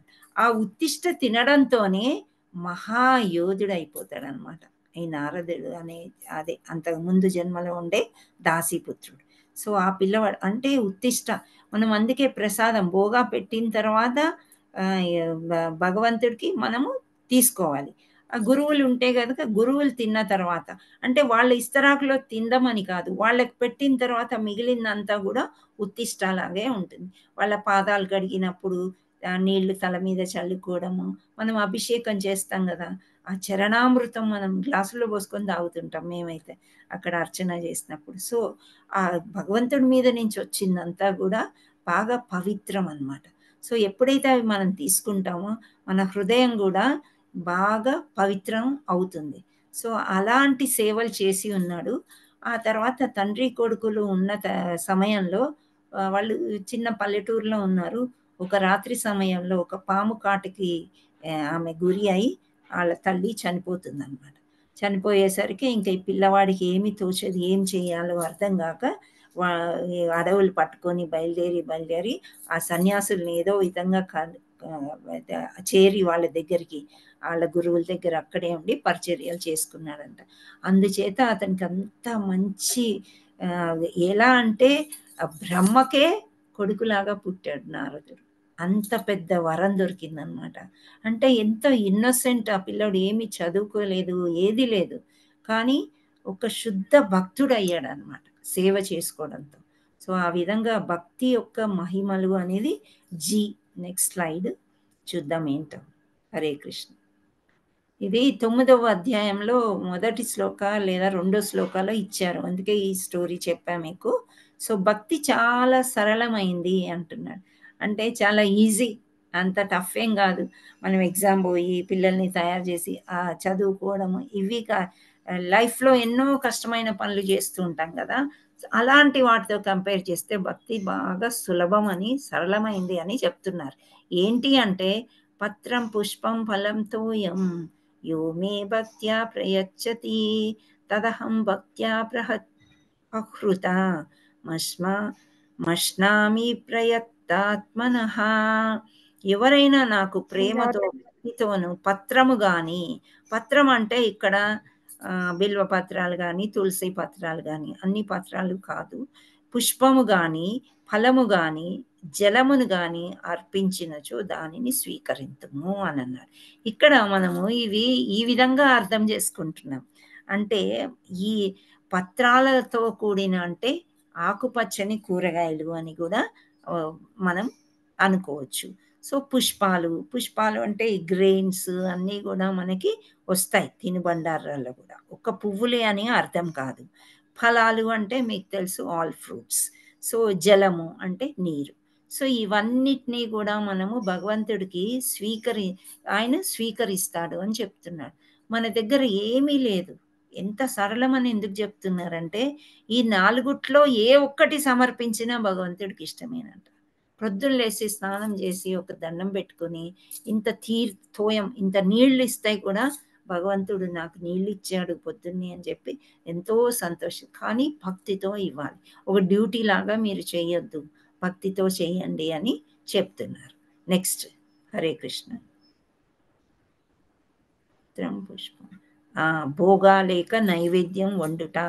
శ్రీల ప్రపాదుల వారు విదేశాలకి వెళ్ళినప్పుడు ఎవరికి తెలియదు ఎలా వండాలి ఏంటి. వాళ్ళు స్నానాలు చేయడము, వండుకోవడం అలాంటివి ఏమి ఉండవు కదా. ఎప్పుడో వారానికి ఒకసారి చేస్తేనే మహా గొప్ప వాళ్ళకి. చల్లని ప్రదేశం కదా, బాగా చలి ఉంటుంది అక్కడ. పొద్దున్న లేస్తే కాఫీలు టీలు తాగడము, ఇంకేదన్నా పానీయాలు తీసుకోవడము వేడివేడిగా, అలాంటివే అలవాటు. సో ఇక్కడ ఎలా చేయాలి, వంటకంలో ఉల్లి వెల్లుల్లి ఉండకూడదు. ఈ విషయం ఇంతకుముందు కూడా మనం చర్చించుకున్నాము. రాక్షసుడి మాంసము రక్తము పడి లేచిన ఇవి మొక్కలు కాబట్టి ఇవి 2 కూడా మనం, ఇవేమీ లేదు మనకి కోరికల్ని ప్రేరేపిస్తూ ఉంటాయి అన్నమాట, చెడు కోరికల్ని ప్రేరేపిస్తాయి. అందుకని ఈ 2 కూడా మనం తినకూడదు. వండినప్పుడు రుచి చూడరాదు.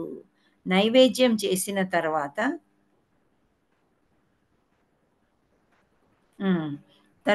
రుచి చూడొద్దు అని చెప్తే ఇక్కడ చూడరాదు అని చెప్తున్నారు. ఏంటి అంటే నైవేద్యం పెట్టిన తర్వాత రుచి చూడవచ్చు. ఒక నిమిషం, ఏదో అడ్డం వస్తుంది.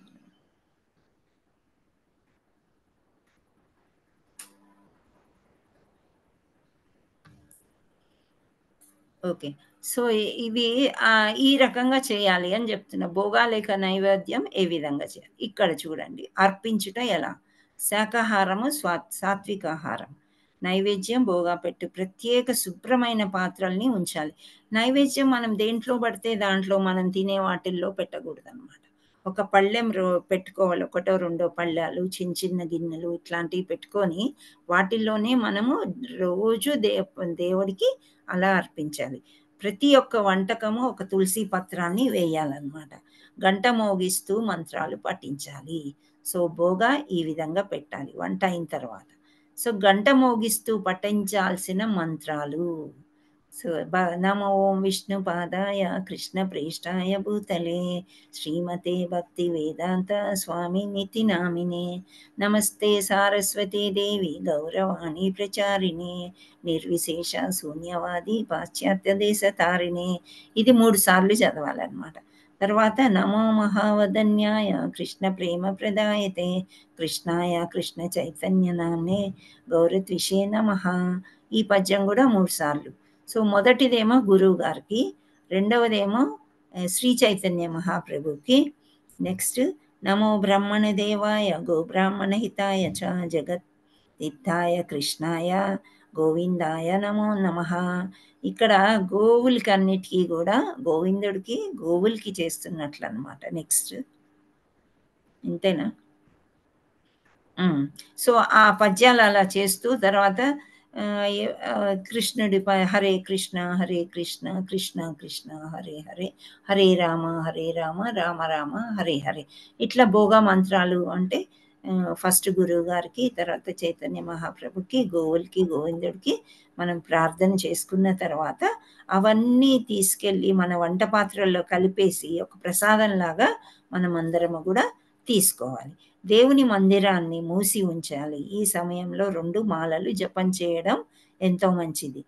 ప్రసాదం బయటకు తీసి మీ కుటుంబ సభ్యులందరికీ వడ్డించండి. సో మనం భోగా పెట్టిన తర్వాత మంత్రాలు చదువుతాం కదా, ఆ మంత్రాలు చదివిన తర్వాత తలుపులు వేసేసి, తలుపు లేకపోతే కర్టన్ వేసి మనం 2 మాలలు జపం చేయాలి. ఒక్క మాలకి 108 వరుస 108 పూసలు ఉంటాయి. సో అవి 108 అయిపోయిన తర్వాత ఆ విధంగా. నెక్స్ట్ నిష్కామ కర్మయోగం అంటే శరీరక పోషణ కొరకు కూడా కర్మలు అవసరం. మత ధర్మాలు కృష్ణుని కోసమే చేయండి. తినుట ప్రసాదమే తినండి. దానం కృష్ణ చైతన్య పురోగతి కోసమే వినియోగించండి.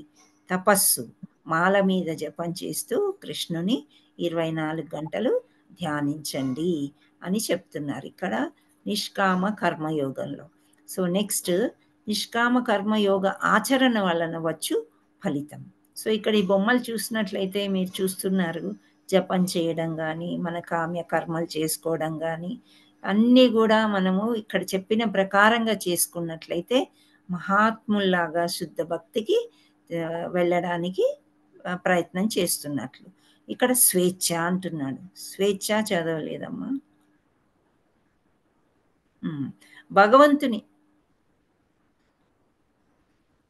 హరే కృష్ణ భగవంతుని సేవతో మన కార్యకలాపాలు అనుసంధానం చేయుట ద్వారా వస్తుంది. సో భగవంతుని సేవించుకోవడం అంటే ఇప్పుడు వంట రోజు మనం చేసుకోవాల్సిందే కదా మనం తినడానికి.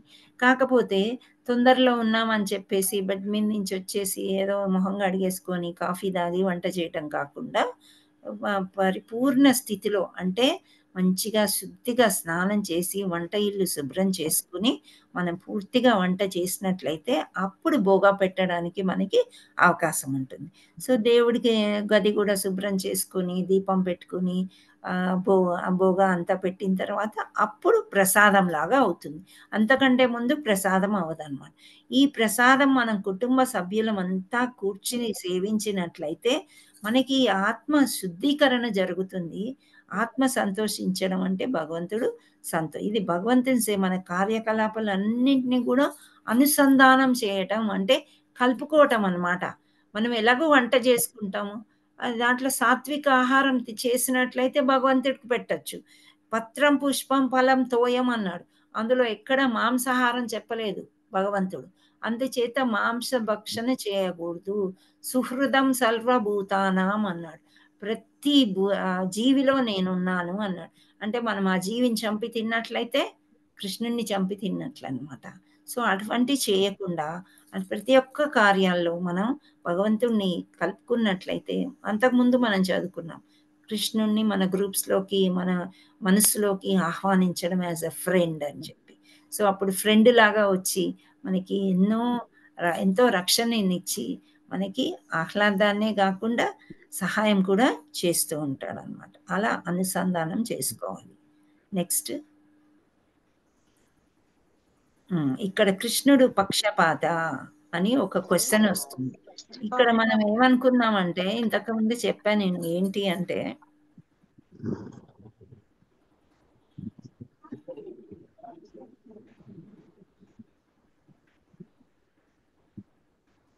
హరే కృష్ణ మాతాజీ వినపట్లేదు. లేదు, నేను మాట్లాడట్లేదు, ఒక్క నిమిషం ఉండేనమ్మా, నాకు ఇవి స్క్రీన్ అడ్డం వస్తుంది అందుకే. కానీ నాకు ఇది అంటే ప్రతిప్రియం, అది కానీ అంతకంటే మంచిది, మెరుగైనది నీకు ఇస్తాను, నన్ను నమ్ము.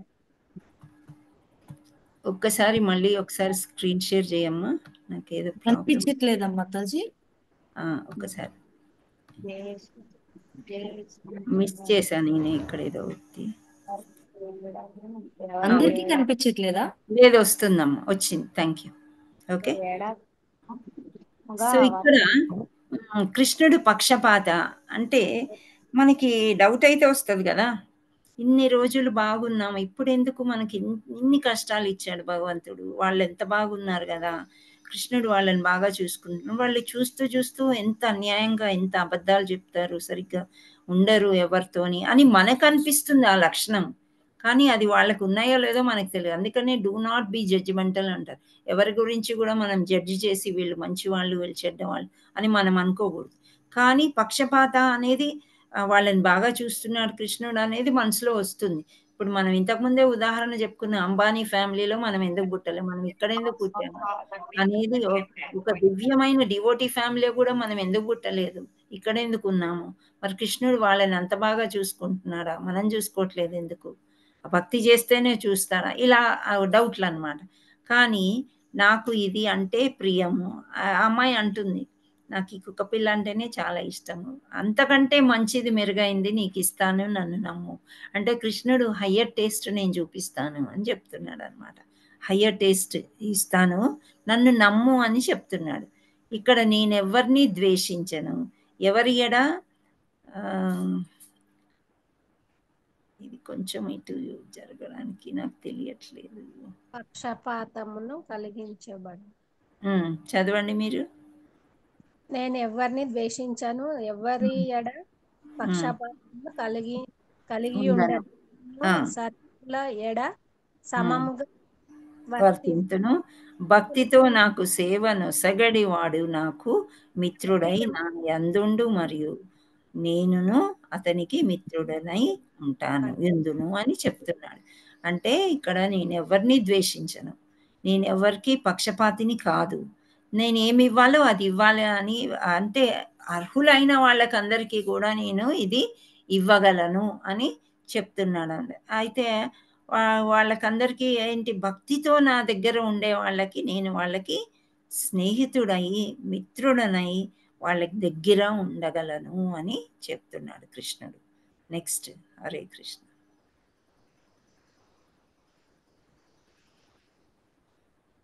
అతన్ని సాధువుగా ఎలా పరిగణించవచ్చు అంటే, ఇప్పుడు కృష్ణుడు చెప్తున్నాడు కదా, భక్తి చేసే వాళ్ళంటే నాకు ఇష్టము అని చెప్పి. సో ఎలా, హౌ టు ఐడెంటిఫై అనేది ఒకటి. ఇక్కడ అతడు శీఘ్రమే ధర్మాత్ముడై శాశ్వతమైన శాంతిని పొందును. ఓ కౌంతేయ, నా భక్తుడెన్నడూను నశింపడని ధైర్యంగా ప్రకటింపు. సో ఆ విధంగా అన్నమాట. సో పూర్తిగా విశ్వాసం ఉంచి భగవంతుడిని నమ్మినప్పుడు భగవంతుడికి తెలుస్తుంది, ఓహో నన్నే నమ్ముకున్నాడు, వేరే ఎవరి మీద ఆధారపడట్లేదు, నేనే చూడాలి, ఇంకెవరు చూస్తారు, వీళ్ళని నేనే చూడాలి, వీళ్ళు నా పుత్రి, నా యొక్క పిల్లలు అని అనుకుంటాడనమాట. సో ఎప్పుడైతే మనము సరెండర్ అయిపోతామో అప్పుడు శాంతిని పొందుతాము అని చెప్తున్నాడు. మనం శాంతిగా కూర్చొని భగవంతుడు అంత నీదే నువ్వు చూసుకో అన్నప్పుడు తప్పకుండా భగవంతుడు మనకి చేస్తాడు.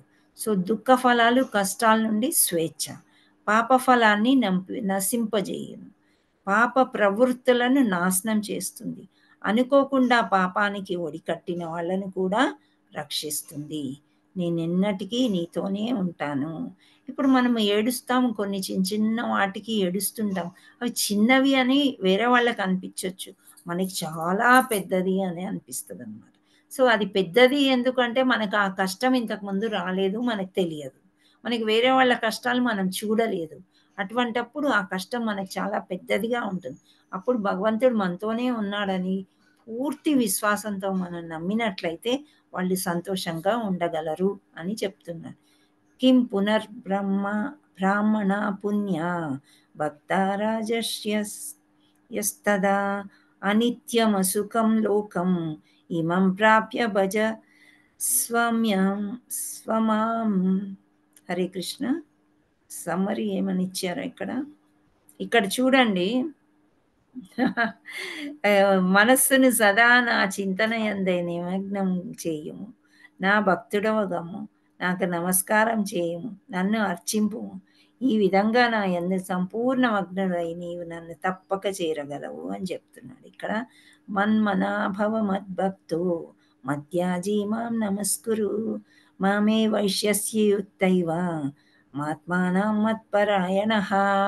సో ఇక్కడ భగవంతుడు ఏమంటున్నాడంటే మనస్సులో సదా నా చింతన యందే నిమగ్నం చేయాలి. అంటే ఇక్కడ చూడండి, వీళ్ళంతా ఫారినర్స్ ఎంత బాగా సంకీర్తన చేసుకుంటూ వెళ్ళిపోతున్నారు. ఫారినర్స్ని ఉంచడం ప్రభాదులు వారికి అంత ఈజీ అయింది. కానీ మన దగ్గర ఎక్కువ ఏమంటారు, కృష్ణుడే చెప్పాడు, మూఢులు, మూర్ఖులు, నాస్తికులు నమ్మరు అనమాట. మనమే గొప్ప అన్న ఫీలింగ్లో ఉంటారు. ఎందుకు అంటే చిన్నప్పటి నుంచి భగవద్గీత చదవలేదు. మన ఎప్పుడు చూడు అంటే గాడిద చాకరీ అంటారు కదా, అక్కడక్కడ ప్రపాదుల వారు ఆ విధంగా కూడా అన్నారు. గాడిద చాకరీ చేసుకుంటూనే పొద్దున్నుంచి పరిగెడుతూనే ఉంటారు. కానీ ఈ చాకరీ కానీ ఈ సేవ కానీ ఇచ్చినందుకు భగవంతుడికి కృతజ్ఞతా భావంగా ఒక 5-10 నిమిషాలన్నా మనం ఏమైనా పూజ చేసుకుందామా, ఒక మంచి శ్రవణం చేద్దామా అని వాళ్ళకి అనిపించదు అనమాట. సో అనిపించినప్పుడు ఎవరైతే మన భక్తి చేస్తున్నారో వాళ్ళనే ఎక్కువ ఇష్టపడతాడు కదా. మనస్సులో సదా కృష్ణ కృష్ణ అని అనుకొని నిమగ్నమైనప్పుడు డెఫినెట్లీ వాళ్ళు భక్తులు అవుతారనమాట. సో నాకు నమస్కారం చేయండి, నన్ను అర్చించండి, ఈ విధంగా నా యందు సంపూర్ణ మగ్నుడై నీవు నన్ను తప్పక చేరగలవు అని చెప్తున్నాడు. హరే కృష్ణ.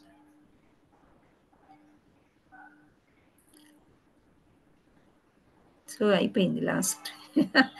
సో ఇది నైన్త్ చాప్టర్ ఈ విధంగా అనమాట. అంటే గుహ్యమైన సీక్రెట్ ఏంటి అంటే పూర్తిగా నాలోనే ఉండు అని చెప్పడం అనమాట. సో హరే కృష్ణ కృష్ణ కృష్ణ హరే హరే, హరే రామ రామ రామ హరే హరే. సో ఇక్కడ మనము గీతా మహత్యం స్టోరీ ఒకటి చెప్పేసుకుందాము. 12:25 అయింది. చిన్న స్టోరీ, ఒక 5 నిమిషాల్లో చెప్పేస్తాం. సో మళ్ళీ అన్ని స్టోరీస్ కూడా మనకి విష్ణుమూర్తి లక్ష్మీదేవికి, శివుడు పార్వతికి చెప్తున్నట్లు చెప్పుకున్నాం ఇక్కడ పద్మపురాణంలో. సో దీంట్లో ఏమవుతుందంటే ఇక్కడ కూడా ఒక బ్రాహ్మణుడే అనమాట ఉంటాడు. ఆ బ్రాహ్మణుడు పూజలు చేసుకుంటూ ఉండి అన్ని దాన ధర్మాలు అవి చేసుకుంటూ ఒకసారి సాక్రిఫైస్ చేద్దామని సాక్రిఫైస్ చేయడం అంటే త్యాగం చేయడం అన్నమాట. అంటే ఒక చిన్న ఏమంటారు, గొర్రె పిల్లని కానీ మేకపోతుని కానీ బలి ఇవ్వడాన్ని సాక్రిఫైస్ అని అంటారు అన్నమాట. బ్రాహ్మణులైనా సరే ఒక్కొక్కసారి దేవతలకి కొన్ని మొక్కులు ఉన్నప్పుడు చేస్తారు. సో ఆయన ఏం చేశాడు, ఒక గోట్ని పట్టుకొని వచ్చారంట. అప్పుడు ఏమైంది, ఆ గోటు అనుకోకుండా కొన్ని లీలలని చేస్తాడు భగవంతుడు అని చెప్పుకున్నాం కదా. సో ఆ గోటు పక్కపక్క నవ్వుతుందంట. ఆ టైం వచ్చేసింది సాక్రిఫైస్, ఇంకా దాని తల నరికేసే టైం వచ్చినప్పుడు బాగా గట్టిగా నవ్విందంట మానవుల్లాగా. వీళ్ళందరూ దిగ్భ్రాంతిని చెందారు. అందరూ కూడా ఆశ్చర్యపోయారు, ఎందుకు ఈ మేక ఇలా నవ్వుతుంది? చనిపోయే ముందు ఎవరన్నా నవ్వుతారా? ఏడుస్తారు కదా, బాధపడతారు, కాళ్ళ వేళ్ళ పడతారు, నన్ను చంపొద్దు అని. కానీ బాగా నవ్వుతుందంట. ఎందుకు నవ్వుతున్నావు నువ్వు ఈ విధంగా అని అంటే, అప్పుడు నేను మేకని చంపి మేకనయ్యాను, నువ్వు కూడా మేక అవ్వాలని ఉందా నీకు వచ్చే జన్మలో, అందుకే నన్ను చంపుతున్నావు అని చెప్పి ఒక స్టోరీ స్టార్ట్ చేస్తుంది. ఆ మేక. ఏం జరిగింది చెప్పు అంటే, నా పూర్వజన్మ జ్ఞాపకం ఉంది, ఆ సుకృతి నాకు దేవుడి చేత లభించింది.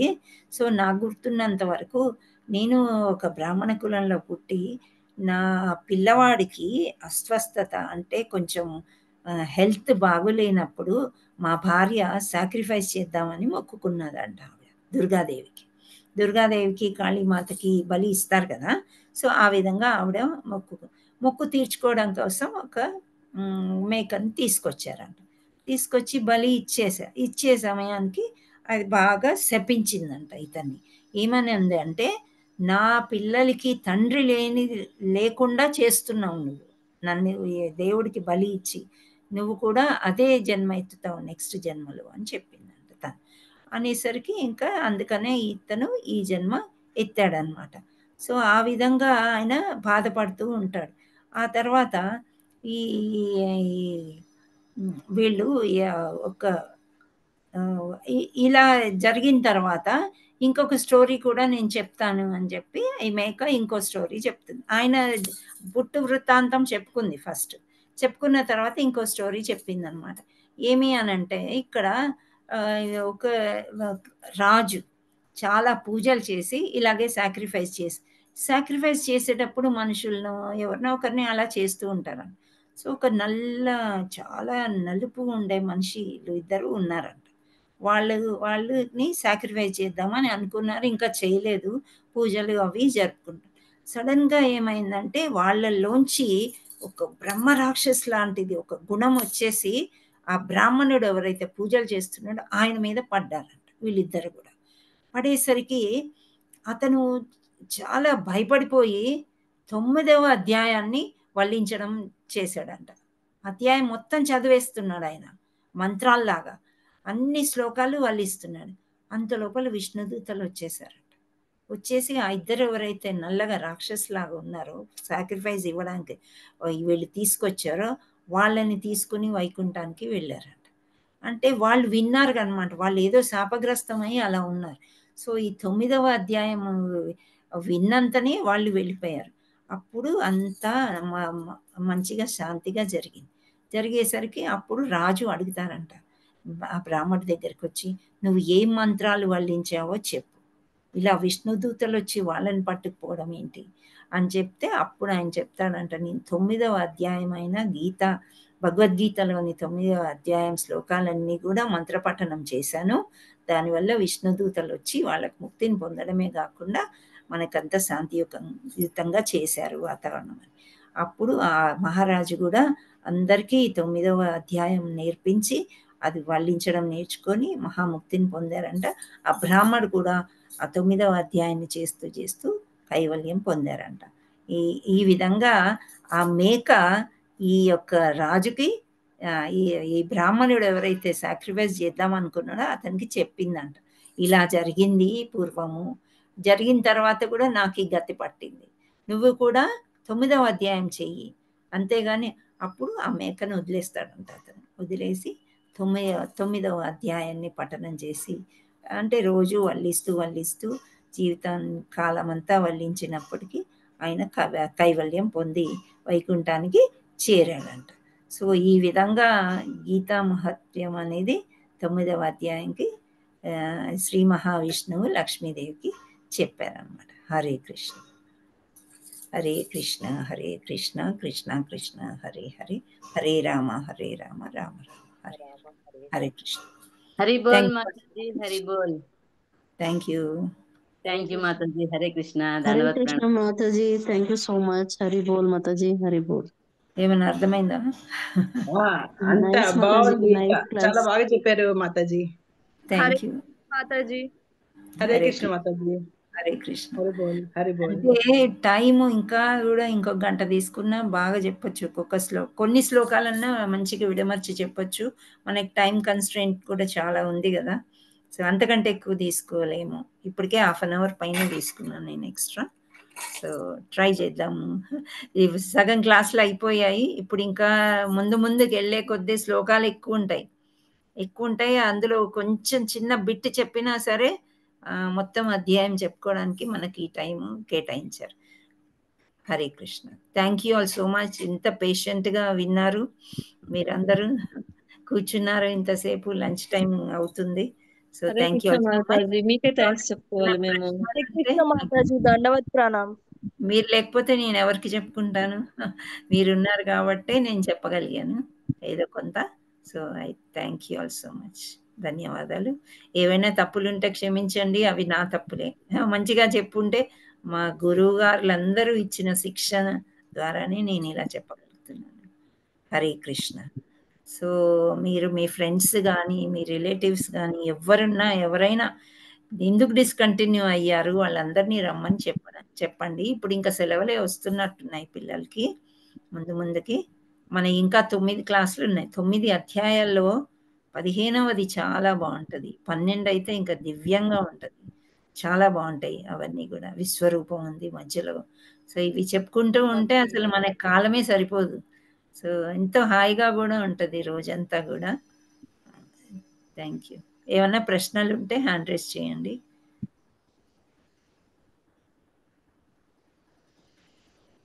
ఏమీ లేకపోతే ఒక్క హ్యాండ్ రైజ్. ఎవరమ్మా? హరే కృష్ణ. చెప్పండి, మాట్లాడండి. అజయ్ చంద్ర. హరే కృష్ణ మాతాజీ. ప్రసన్న లక్ష్మి. మాతాజీ, ఈ అధ్యాయము సారాంశం ఏమంటే శ్రీకృష్ణునికి సర్వస్వ శరణాగతి చెందితే అన్ని ఆయన చూసుకుంటారనే కదా మాతాజీ? చూసుకుంటే అంటే గుహ్యం మనం తెలుసుకోవాలి, రహస్యం అన్నమాట. రాజవిద్య అంటే ఏమంటున్నాడు? ప్రతి పనిలో మీరు నన్ను తలుచుకోండి, మీ మనసు నిండా నన్ను నింపుకోండి అని అంటున్నాడు. అప్పుడే భక్తి కలుగుతుంది మనకి. భక్తి కలిగినప్పుడు భగవంతుడు మనకి రక్షణగా ఇస్తాడు. మనకి ఏది కావాలో అది ఇస్తాడు అనమాట. ఇప్పుడు మనకి మామూలుగా ఒక చిన్న ఏదన్నా ఆపరేషన్ అవ్వాలంటే లక్షలు అవుతాయి కదమ్మా. అదే భక్తి యొక్క సేవలో ఉన్నప్పుడు మనకి ఒక డాక్టర్ సహాయము, లేకపోతే ఇంకేదో ఇక్కడ మా గ్రూప్లో కూడా చాలా మందికి అటువంటి సహాయం దొరికిందనమాట. ఈ ఇస్కాన్లో ఉండే డాక్టర్స్ హెల్ప్ చేయడము, వాళ్ళు డాక్టర్స్ ద్వారా మనము పలానా హాస్పిటల్లో వెళ్ళినప్పుడు ₹1,00,000 అవ్వాల్సింది 30,000లో అయిపోయే అవకాశం ఉంటుందన్నమాట. సో ఆ విధంగా అది కూడా ఒక హెల్ప్ మనకి, రైట్? సో అలా మనకి ఎన్నో రకాలుగా హెల్ప్ అవుతుంది అనమాట. అదంతా కృష్ణుడు చేస్తున్నాడు మనం ఇందులో ఉన్నందుకు అని అందరూ నమ్మినప్పుడు, విశ్వాసం ఉన్నప్పుడు తప్పకుండా జరుగుతాయి. ఈ యొక్క సమ్మరీయే అంతా. ఆ సీక్రెట్ తెలుసుకోవాలి మనం. ఏదో మాన్యువల్ ఓహో చదివేశాము, నమ్రతగా ఉండాలి, మర్యాదగా ఉండాలి, అబద్ధాలు ఆడకూడదు, అప్పుడప్పుడు యాత్రలు చేయాలి, గుడికి వెళ్ళాలి, మాలా చేసుకోవాలి, యాంత్రికంగా డ్యూటీ లాగా చేశారనుకోండి, ఆ భగవంతుడికి అంత తృప్తి రాకపోవచ్చు. సో మనం అన్ని రూల్స్ ఫాలో అవుతూ కూడా ప్రతి నిమిషము భగవంతుడే మనకి ఇదే మన శరీరాన్ని ఇచ్చాడు.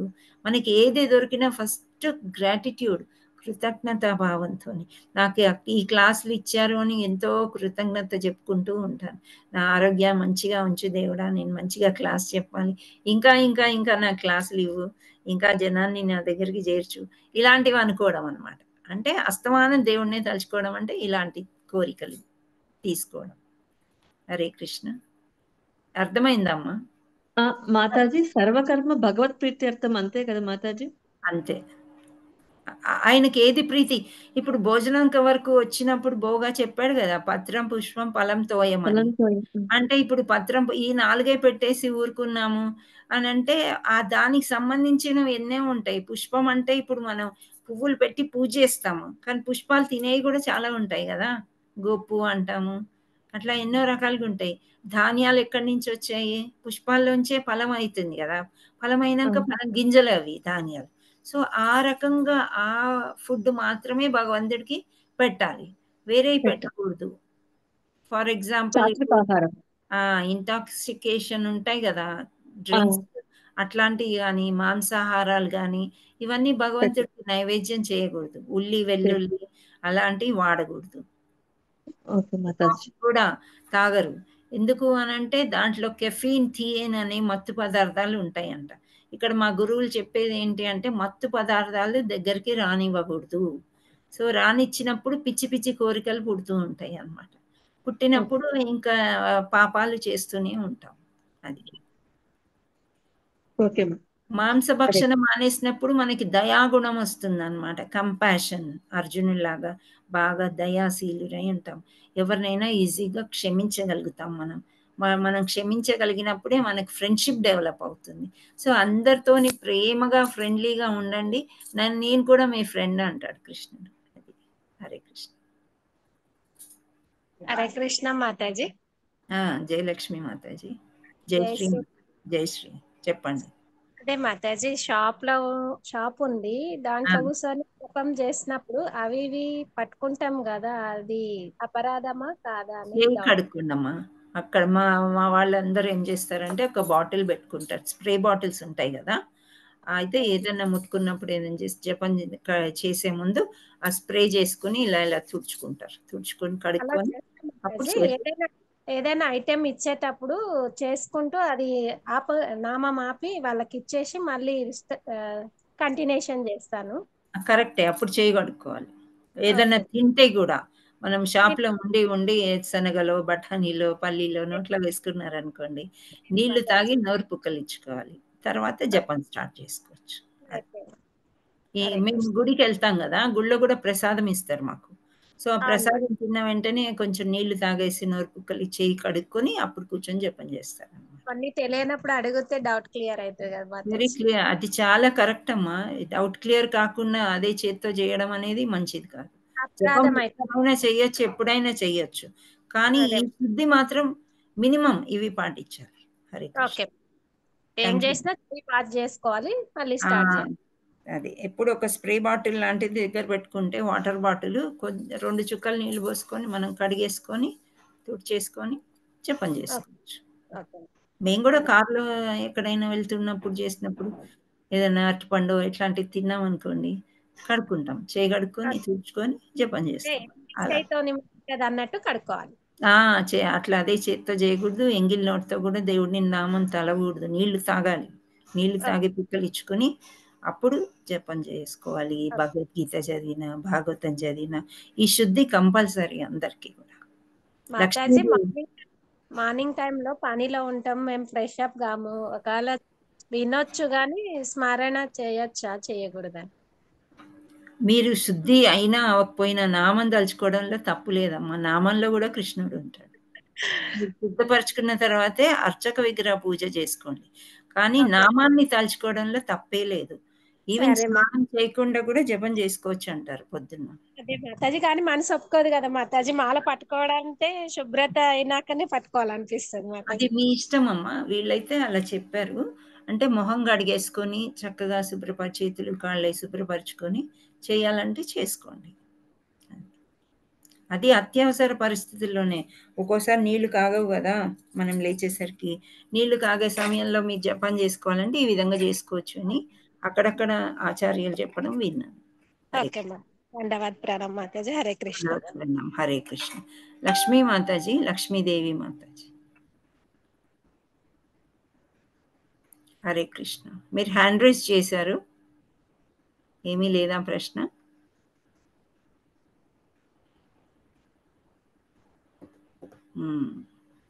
లక్ష్మీదేవి మాతాజీ. ఓకే, సో మనం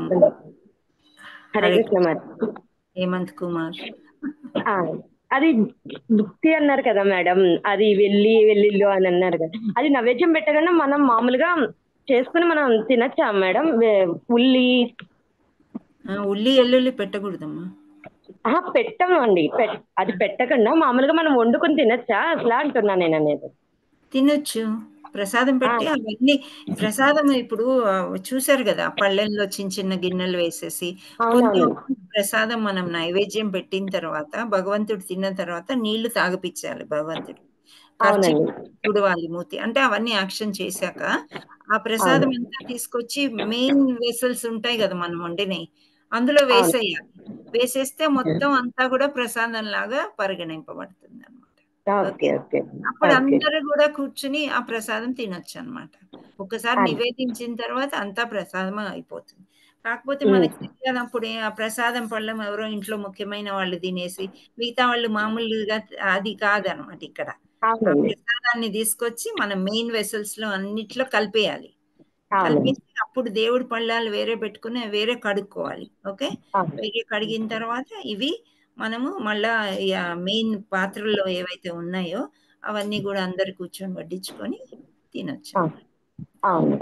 అంతా పవిత్రం అయిపోతుంది కాబట్టి జాగ్రత్తగా వాడుకోవాలి. ఆ ప్రసాదం అయిపోతుంది మన భోజనం అంతా కూడా.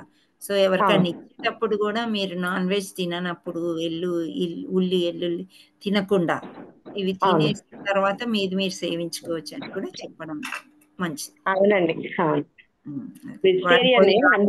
వెజిటేరియనే కానీ మనం ఎవరికైనా ఇస్తే వాళ్ళు నాన్ వెజ్ తో మిక్స్ చేసుకుని తిన్నారనుకోండి, అది వాళ్ళకు మాట చెప్తే వాళ్ళకు కూడా పవిత్రం, వాళ్ళ శుద్ధీకరణ జరుగుద్ది వాళ్ళకు కూడా. అవునవునండి. అదే అందుకని డౌట్ వచ్చింది. అది వెజిటేరియన్ నాన్ వెజ్ వాళ్ళు ఇచ్చినప్పుడు మళ్ళీ ఇలా అని చెప్పి ఇవ్వచ్చా అని డౌట్ వచ్చి అందుకు అడిగాను. ఇవాళ సాటర్డే కదా, ఎలాగో మీరు తినరు కదా, మీరు తినండి అని ఇవ్వచ్చు. వేరే రోజు అయితే సాయంత్రం వేళల్లో ఎప్పుడు దాంతో మిక్స్ చేయకుండా మీరు తినండి అని చెప్పొచ్చు. అవునండి. ఇది టైం మనకి ఇప్పుడు టైం ఉంటది కదా మేడం, పీరియడ్ టైం ఉంటది కదా, అప్పుడు కూడా ఇలాంటి క్లాసులు వినకూడదు కదా అండి? వినొచ్చు, క్లాసులు వినొచ్చు, జపం చేసుకోవచ్చు, గుడికి కూడా దూరం నుంచి వెళ్ళి దర్శనం చేసుకోవచ్చు. అర్చక విగ్రహాల దగ్గరికి వెళ్ళకూడదు 3 రోజులు. ఓకే. జపం చేసుకోవచ్చమ్మా, పుస్తకాలు చదువుకోవచ్చు. ఆ వంటింట్లోకి కొందరు వెళ్తారు తప్పనిసరి అయిన వాళ్ళు స్నానం చేసి, కానీ బోగా పెట్టారు వాళ్ళు. కొందరేమో వేరే ఉంటారు కదా, వేరే రూమ్ లో ఉంటారు, వంటింట్లోకి కూడా వెళ్ళరు. అంటే మనకు ఉంటే చేసి పెట్టే వాళ్ళు ఉంటే అది ఆశుద్ధి. అది ఒక్కొక్కరు ఒకలా చెప్పేటప్పటికి డౌట్ వచ్చింది, అందుకని. కొంతమంది అంటున్నారు చదవ చేసుకోవచ్చు, పుస్తకాలు చదువుకోవచ్చు, క్లాసులు వినొచ్చు. మీరు ఎలా వింటావు, ఎలా చేస్తావు అని అడుగుతున్నారు. అది కృష్ణ పరమాత్మ దాంట్లో ఉండదు అని నేను అన్నా కూడా లేదు, ఉంటది, అసలు వినకూడదు చదవకూడదు అని వాదిస్తున్నారు. సరేలే ఒక క్లారిటీ అడుగుదాము. లేదు లేదు, కృష్ణ ఇస్కాన్ లో ఏమీ లేదు. పెద్ద పెద్ద గురువులే చెప్పారు గుడికి కూడా వెళ్ళొచ్చు, అర్చక విగ్రహాల దగ్గరికి వెళ్ళొద్దు. కానీ నేనైతే స్వతహాగా చెప్తాను గుడికి రావద్దు 3 రోజులు అని చెప్పేసి.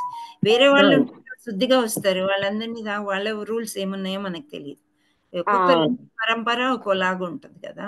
మా దగ్గర అయితే ఎవ్వరు లేకపోతే నైవేద్యం కూడా ఉండొచ్చు అని చెప్తారు. అది మన ఇష్టం, మన ప్యూరిఫికేషన్ ని బట్టి ఉంటుంది. అవునండి. హరే కృష్ణ. హరే కృష్ణ. Thank you. ధన్యవాద ప్రణామం. హరే కృష్ణ. హరే కృష్ణ మాతాజీ. హరే కృష్ణ అమ్మ. అది బుక్స్ ముట్టుకోకూడదు అంటారు కదా మాతాజీ పీరియడ్స్ టైంలో? ఏం లేదమ్మా, బుక్స్ చదవచ్చు. కృష్ణుని అంశతోనే ఉన్నాయి కదా అందుకని. అవును, కృష్ణుడిని అంటే విగ్రహానికి బుక్కి వాల్యూలో నాకు తేడా లేదు, నేను ఒకటే అని చెప్తాడు.